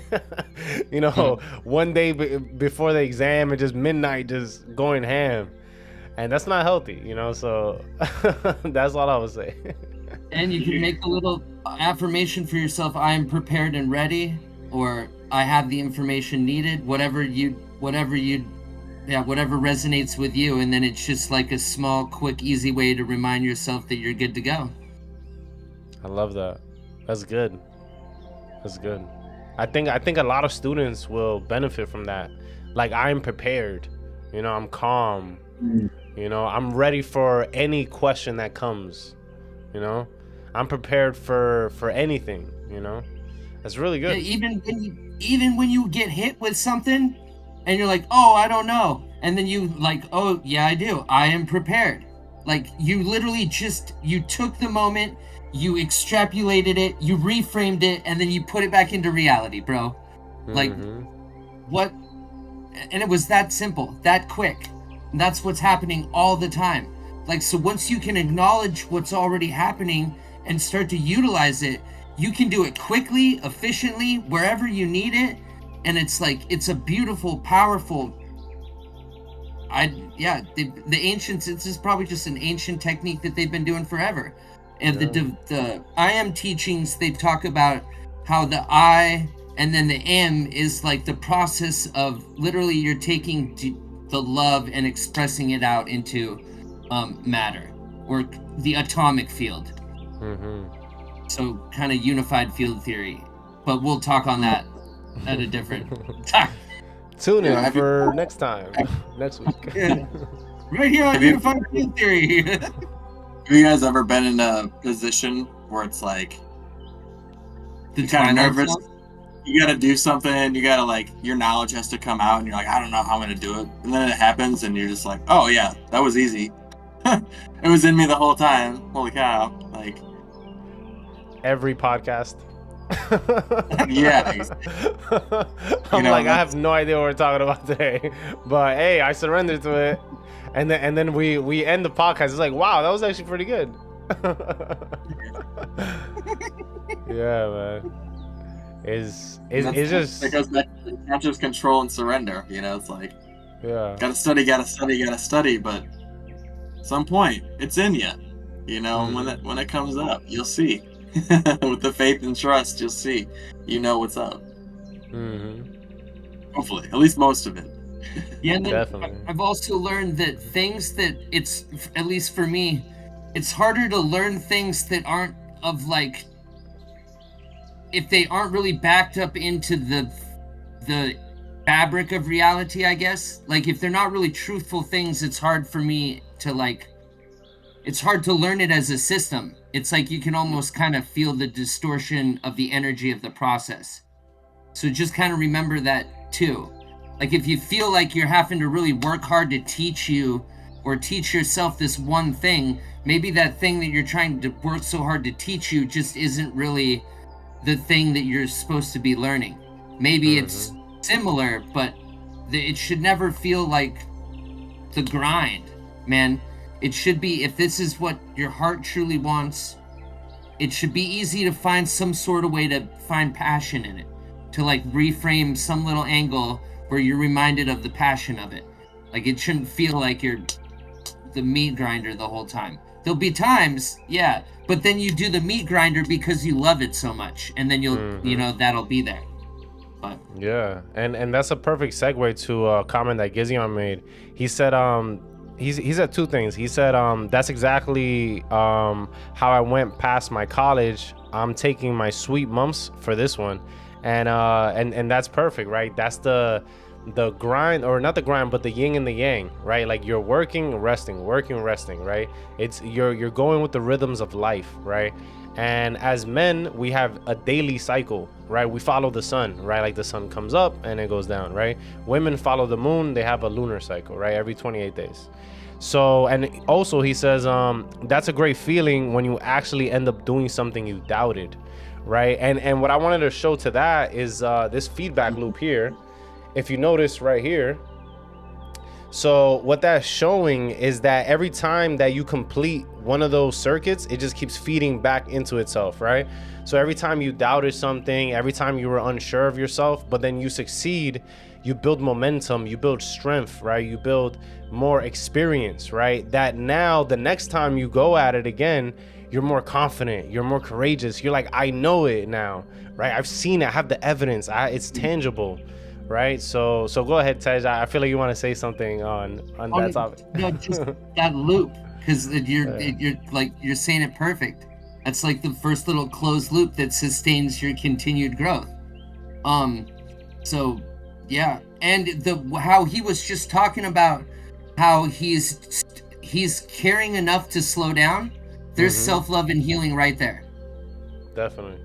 Like just perfect example. And then if we can remind ourselves, like, oh yeah, I'm doing it, they're right there, I know, because I'm slowing down. You can just again remind yourself of these things just by a little bit of extra awareness, looking at what you're really doing, feeling into what you're really doing. I'm slowing down because I do better, or I'm slowing down because this really means a lot to me. Like I'm slowing down because my results are much better. Anything. Just all other beautiful opportunities to extrapolate more depth of oneself. Yeah, when we can slow down, we can really see the bigger picture.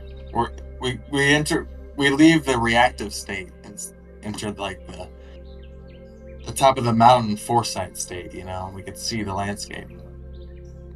Slowing down, whether it's classes in school and taking your pace, or even just like taking the deep breaths to calm you in a moment. It's really important to find that calm, you know. Like the stressful active state's great when you're like in the wild and there's a there's a lion chasing you. You got to figure out how to get out of there. Mm-hmm. Or like you're at a stoplight or stop sign. It's your turn, but someone's going. I gotta stop. It's great to be in that reactive state. We're looking at the big picture of our lives. Yeah, finding that calm is so necessary. Mm-hmm. I'd give the tiger a kiss. I'd give the person a peace sign.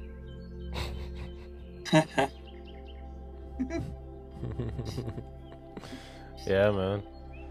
Amazing. So we are at the 2-hour mark, and I think it's time to start landing the ship. What do you guys think? Yeah. I Feels can't like we just got started, man. Little bunny foo-foo hopping down the forest. I mean, we could definitely keep going. If anyone wants to ask some questions, go ahead and drop some questions in the chat. We will answer some questions, and if not, we are going to go ahead and start wrapping this up. We'll give it some time. I'm going to pose a question here, and then this is going to be our last question if we don't get any more questions. Okay, one question real quick. Yeah. What did the fish say when he hit the brick wall? He said, damn. I was gonna say tuna. I don't know why, but hit the brick wall. Tuna. Sushi. What do you call a cow with no legs? A cow with no legs? Yeah. Beef. Ground beef. Ground beef. Ground beef. Yes. All right, sorry to hijack the Aqua Wolf. No, I love it. Anthony got it right. Anthony got it. Yeah, he got it right. It was a ground beef. Nice. Hey, we're sending you 1 Bitcoin. You got it right. There you go. Hey, and we're giving away 1 Bitcoin to all questions asked in the next 30 seconds. Oh man, he's gonna be hounding me for that Bitcoin forever now. Oh man. All right. Let me see. You gotta get it from them. Okay, what's the question? All right, let's see. Sorry. You've had some good ones today. Yeah, I mean, I've had a lot of help. ChatGPT has helped me out a lot. So, let me see. What are some of them? I think we didn't touch this. I mean, we kind of did. What is that? We kind of touched that. We could probably touch on this. I think this is a good way to end the podcast. Is how do quantum physics and concepts like the observer effect relate to manifestation? I think Tej could expand on that a little bit. Ooh, talk about go out with a doozy, huh? Okay. How does quantum mechanics, quantum physics, and concepts like the observer effect relate to manifestation? Okay, so simply put, in quantum mechanics, when you observe something, you collapse onto that reality or that perception. It now becomes that one thing. So that's really kind of to tie it back in to what we were talking about today, why we really need to be detached from what the outcome of what we're manifesting looks like. Because the second that we observe or make an observation about how this money is going to come to me, or how I'm going to walk that path to that goal, or how this goal is going to be accomplished, the second we observe in our mind something that it is, you make it like it can only be that thing. There's no more wiggle room. There's no more cracks. There's no more area for the consciousness or the universe to work with you, or the magnetic fluid, however you want to call it, the Akash, the ether, dark matter. Yeah, I'm sure. Okay, that's enough. But yeah, so it's important to, again, be aware, but more of like be aware. You want to observe the observer, because then you can always see what is really going on, not what would be going on. You don't perceive things, or you don't close doors. You just leave open space. The more open space you have, the easier it is for the universe to work with you and return to you what you are asking, or receive what you are manifesting out. Because essentially we pull it in, we manifest it out, then it comes back to us, just like those loops. It's all big, it's one big give and take. Like the major two forces are elliptical, so they either go out like ripples, or they're elliptical, so like of a magnetic field or a wave. Those are the only two like main players in the quantum, we'll just say, world, I guess. I don't even like saying that, because again, what we think we know locks us down. But I'm just gonna leave it at that as an explanation. Does that make sense, or do I need to? Yeah. So what I'm hearing you say, Tej, is that with quantum physics and the concepts like the observer effect, the double slit experiment, right? Like the observer basically activates the wave to become matter, and it turns into physics, right? It turns into a physical thing. So when we're detached, right, and we're able to allow space, right, for the universe to fill it in, right? So as we detach, right, and we're not trying to make this thing, for example, like this water bottle, right, it only can contain the water that I pour into it, right? But it also can contain other liquids, and it's open to that. I could just pour it out and put other liquids in it, right? So that's kind of what I'm sensing. Like, is that correct? Or Yeah, a little bit. It's kind of hard to put these like big theories into simple words. So another way to look at it is, once it's everything until it's observed, and then when it's observed, it's the thing that it's being observed as. Does that make sense?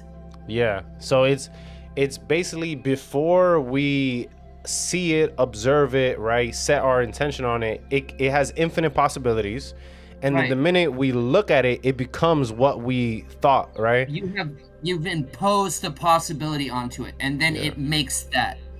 Yeah. So essentially you asked it to do something, and then it did that, and then that's what you're seeing. But it doesn't happen until you observe it. Yeah. It's everything until you observe it. Once you observe it, then that's what it becomes. That's why they're, anyway, I won't go out. Yeah. I have a good analogy. I have a good analogy, right? So look at a tree, right? It is just a tree. But then someone's like, I want to make a house. So now they chop the tree. They mold the tree, they shape it, they make like beams, and now they built a house. First it was just a tree, and it could be anything, right? You could take that same lumber and make a cart, or you could take the lumber and make something else. Because you started with a tree, now you're automatically assuming that the house is going to be made of wood. See, because you closed the perception. You could have seen a tree and then wanted to make a house. That house could be made of wood and other materials. It could be like, see how once you become, it's like you're entangled in the pathway of it, and then you get locked into that pathway. You can look it up at the science terms. There's more, I think it's when the molecule attracts the proton. Essentially, it's when the molecular form is then first created or started, or man, yeah, because they're finding out that it can go from a proton or a neutron based on like if it's being observed or not. So it's kind of like back to quantum computing and qubits, how they can be a 1, a 0, or both. Yeah, and that's pretty much kind of how quantum works. It's everything all at once. Yeah. So I just asked ChatGPT just to get clarification. And it says when particles like electrons or photons pass through two slits, they create an interference pattern on the screen acting like waves. However, when scientists place a measuring device to observe which slit the particle goes through, the wave function collapses and the particles behave like a solid object, landing in a single spot instead of creating a wave pattern. The experiment suggests that the act of observation influences reality, which aligns with ideas and manifestation, that consciousness and intention or attention can shape the material world. Yeah, and there's a girl who did this experiment again, and she found out that light is not like particle like we think. It's beam, like it's a wave. Light is a wave.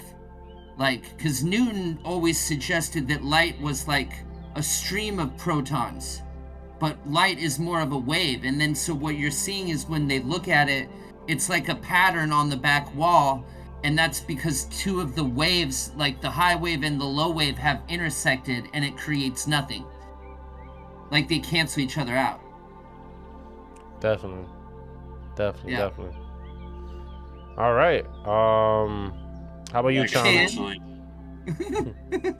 Actually, anything that you don't have in your sensory perception, anything you don't see, smell, taste, touch, hear, right now, at any time, is an infinite possibility. You're not observing it. You're not metabolizing it with your senses, right? So then, when you say your mindset is, I'm not worthy of love, and you're observing things in your field, what's going to happen? The observer, which is you, the individual, you project your beliefs, you project your frequency, because what you believe, the I ams and this and that creates your wavelength, that creates your perception. So there's this field of infinite possibility, and it collapses into your mindset. Maybe your subconscious mind. It's important to work things out in the subconscious. For the average person, the subconscious controls about 75% of your actions and your reality. Start doing that deep inner work, clear it out. It's easier to do these I am things, but so like say you're not worthy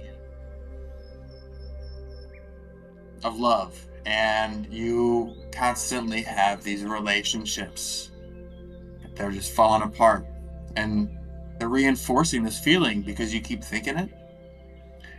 Because when you observe the infinite potential and collapse it, it's your intention that collapses the possibility out of the infinite possibilities, right? So we have infinity in front of us, but we can only observe one thing at a time, one reality at a time.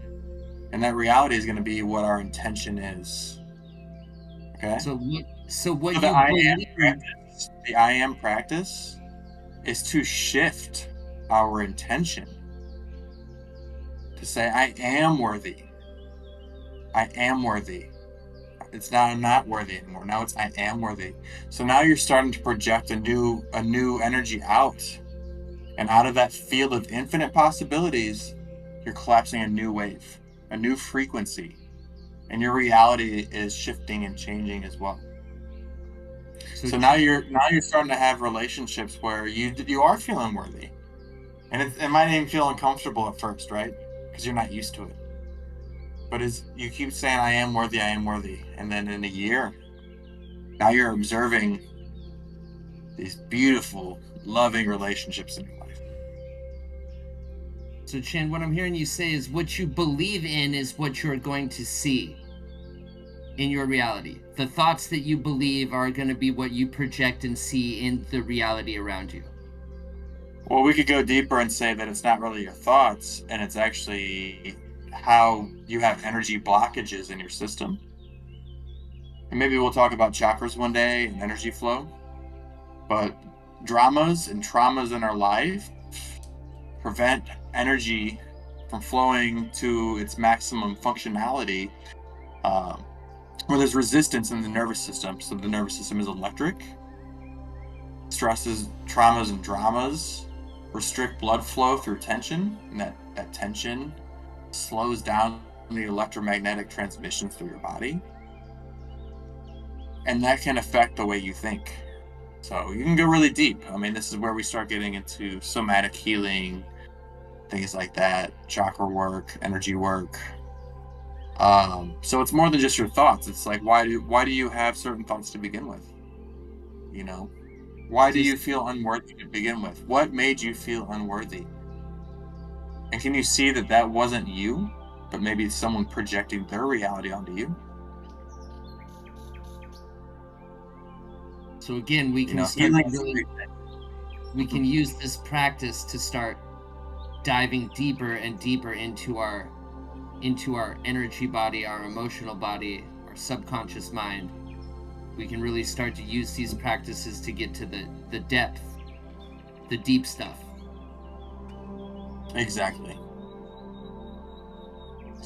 But our podcast is still pretty new, so we got to take it one step at a time. Yeah, man. I love it. I love this talk. We are going to begin to land the ship. We just made some amazing points, and I love what the guys were saying, right? Like, you get to consciously choose your reality, right? Like, that's very empowering. You know, you get to transmute all the things that were holding you back at one point, and now you can use it for rocket fuel, right? All the things that they said about you. You know, if someone said, "Oh, you're a nerd," and it's like, no, I'm smart, you know, I'm the smartest one in the room. That's why, you know, like, you're feeling like that, but it's okay. It's all love, right? If you're feeling nervous, right, you say, I am confident, right? You know, anytime that you're getting ready to do something that's going to shift you, you are going to feel nervous, right? Like, every time I start one of these podcasts, like, together, I'm always a little nervous. There's a little butterflies. But then I say, you know, I am confident. I am prepared. I'm great. You know, I'm worthy of everything that's going to come our way. And it's so big, right? Like, we pretty much traveled around and we asked a lot of various questions here. A lot of good questions, man. And, you know, one of the things that were brought up in the beginning is that you want to start small, right? Like, your I ams shouldn't be like big, like, I'm going to manifest $1 million, right? I'm going to manifest the most beautiful wife or husband, right? First, you just start small, right? Like manifest $1, manifest a good job. You know, if you're transitioning into a healthier lifestyle, manifest, you know, just certain recipes, right? Certain recipes that could enable you. Manifest the knowledge, right? Just start small, baby steps, compound. And if you want to climb the mountain, it's one step at a time. It does not happen all at once, guys. So I just want to, you know, reiterate on that. And another thing Tej, he mentioned, is that we, you know, this world is all feedback loops, right? So when you do manifest, right, that little small win, right, what happens is that now you have the evidence. Now you know, like, okay, I can do this. And you build this confidence. You're like, wow, like, I had this thing, this idea, and now it's in my hand, you know? And what else can I do, right? I've climbed the mountain and I saw another mountain and I was like, okay, that's the next one, right? Like, we're constantly seeking, right? Like, it's a never-ending journey. And just, you know, be playful. That's another thing we mentioned, right? Like, your inner child, when they asked you what you wanted to be, there was no limits. I want to be an astronaut. I want to be a pilot. I want to be a firefighter. I want to be all these things, right? I want to be a dancer, right? I want to be a scientist. You were saying this, like, within your being, because children know the way. And I always said that, you know, this society throws mud on us, right? There's a lot of mud, and that's where the self-healing, the self-love, you know, cleanses out, you know, purifies us, so that we can be a clear channel, right? And we can, you know, when we look at that wave particle and we collapse that wave into matter, it's a very pure intention, right? Also, Chand also mentioned that we should dig deeper into our desires. Like, why do I want that thing, right? Like, what is it about it? Like, and he used an amazing example of like being or wanting $1 million, right? So, you know, you ask yourself, why do I want this $1 million? Right? Like, what am I going to do with this $1 million? Is it for selfish gain? Is it for vanity? Do I want, you know, to just be famous? Like, what is it? Or is it for a good cause? Like, do you want to build, you know, 100 homes and build wells for people and provide clean water and food, right? So, you know, it's very important to have self-inquiry. Why is it that we want what we want? It's super important, guys. So, you know, and we also cover this topic of like detachment and desires, right? It's like this balance, this yin and yang, right? So it's like, I know where I want to go, but I have to surrender to the flow, you know? And it's just like being on a river, right? Like, you, for example, like, you know, you want to get to the bottom of the river, and then you just surrender to it. You just allow it to take you where you need to go. And I think that's amazing. I think when we go through that process of just surrendering and allowing, and then we build a confidence, right? Because that's what happens, right? Like, when you surrender, you're afraid because it's the unknown. We're so used to controlling everything. We're so used to having the steering wheel, and I want to make a left, I want to make a right, you know? But to just put your hands up is very scary. So be gentle with yourself, be patient, be kind. This is a lifelong process. It takes time.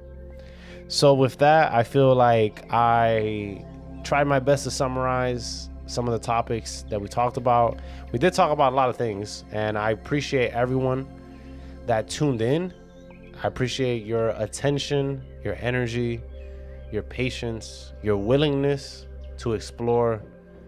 As you know, we try to just be conduits. We're not gurus, we're not, you know, your teachers. All we are people that have walked, and we just want to point a way, and everyone is unique in that they could decide which way, you know. And we also want to provide tools.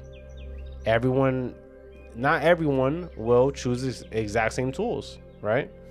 So I do want to say that, you know, like, I'm so grateful. You know, I'm just beaming with gratitude. I'm grateful for my co-hosts, Chan Takdeep Singh and Tej Ranshir Singh, these amazing gentlemen, these amazing light workers. And we're just starting, guys. We're just starting, and thank you for tuning in. If you guys have any closing remarks, let's start with Chand, and then we go to Tej. Yeah, I disagree. I am so grateful for my friends here and our connection that we've made just this past year, that we can come together in our own form of unity to bring our inquiry and wisdom and connection of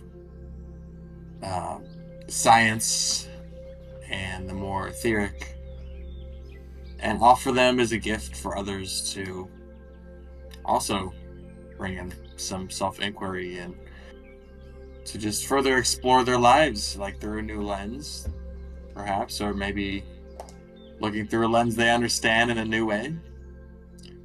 And yeah, I'm just like really grateful for this journey. So thank you all for being here. Yeah, thank you, Anthony, and thank you, Gizan, and everyone else who came to watch tonight. Yeah, hope to see you again on Wednesday. We'll have a special guest, our friend Joseph. He's gonna talk to us about embodied communication, which is it's a whole nother level. We've all been doing a workshop with him. Pretty amazing. So I hope to see you then. Amazing. I guess I too am grateful. Not I guess, I know. I know I too am grateful and thankful.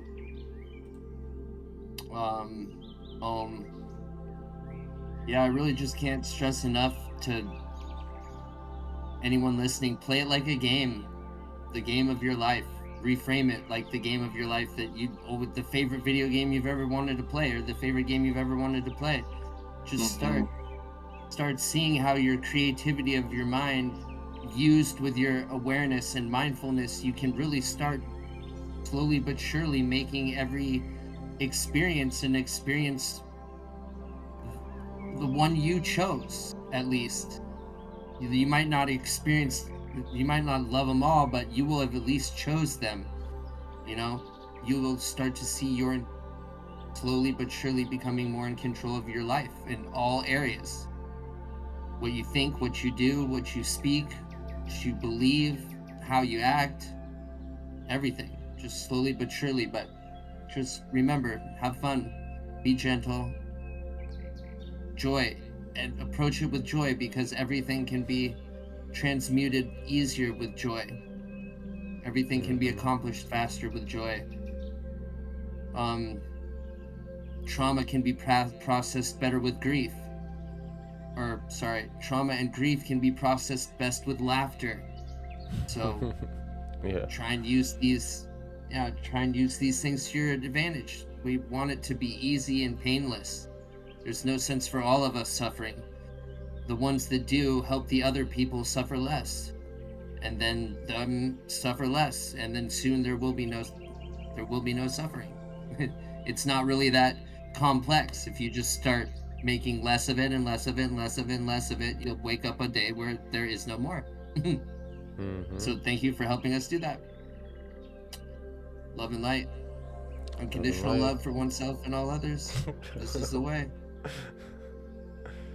All right, guys. So this is the Quantum Self podcast, where we explore the hidden forces shaping our consciousness, where we bridge the East and the West. We bring the science to the spiritual. So thank you guys for tuning in. And we go live every Monday and Wednesday at around 8:30 Eastern Standard Time. So this is Aqua Wolf, Chand, and Tej, and we're signing off. Thank you so much for tuning in with us. All right, guys. Love and light, unconditional love for oneself and all others. This is the way. Until next time. The way.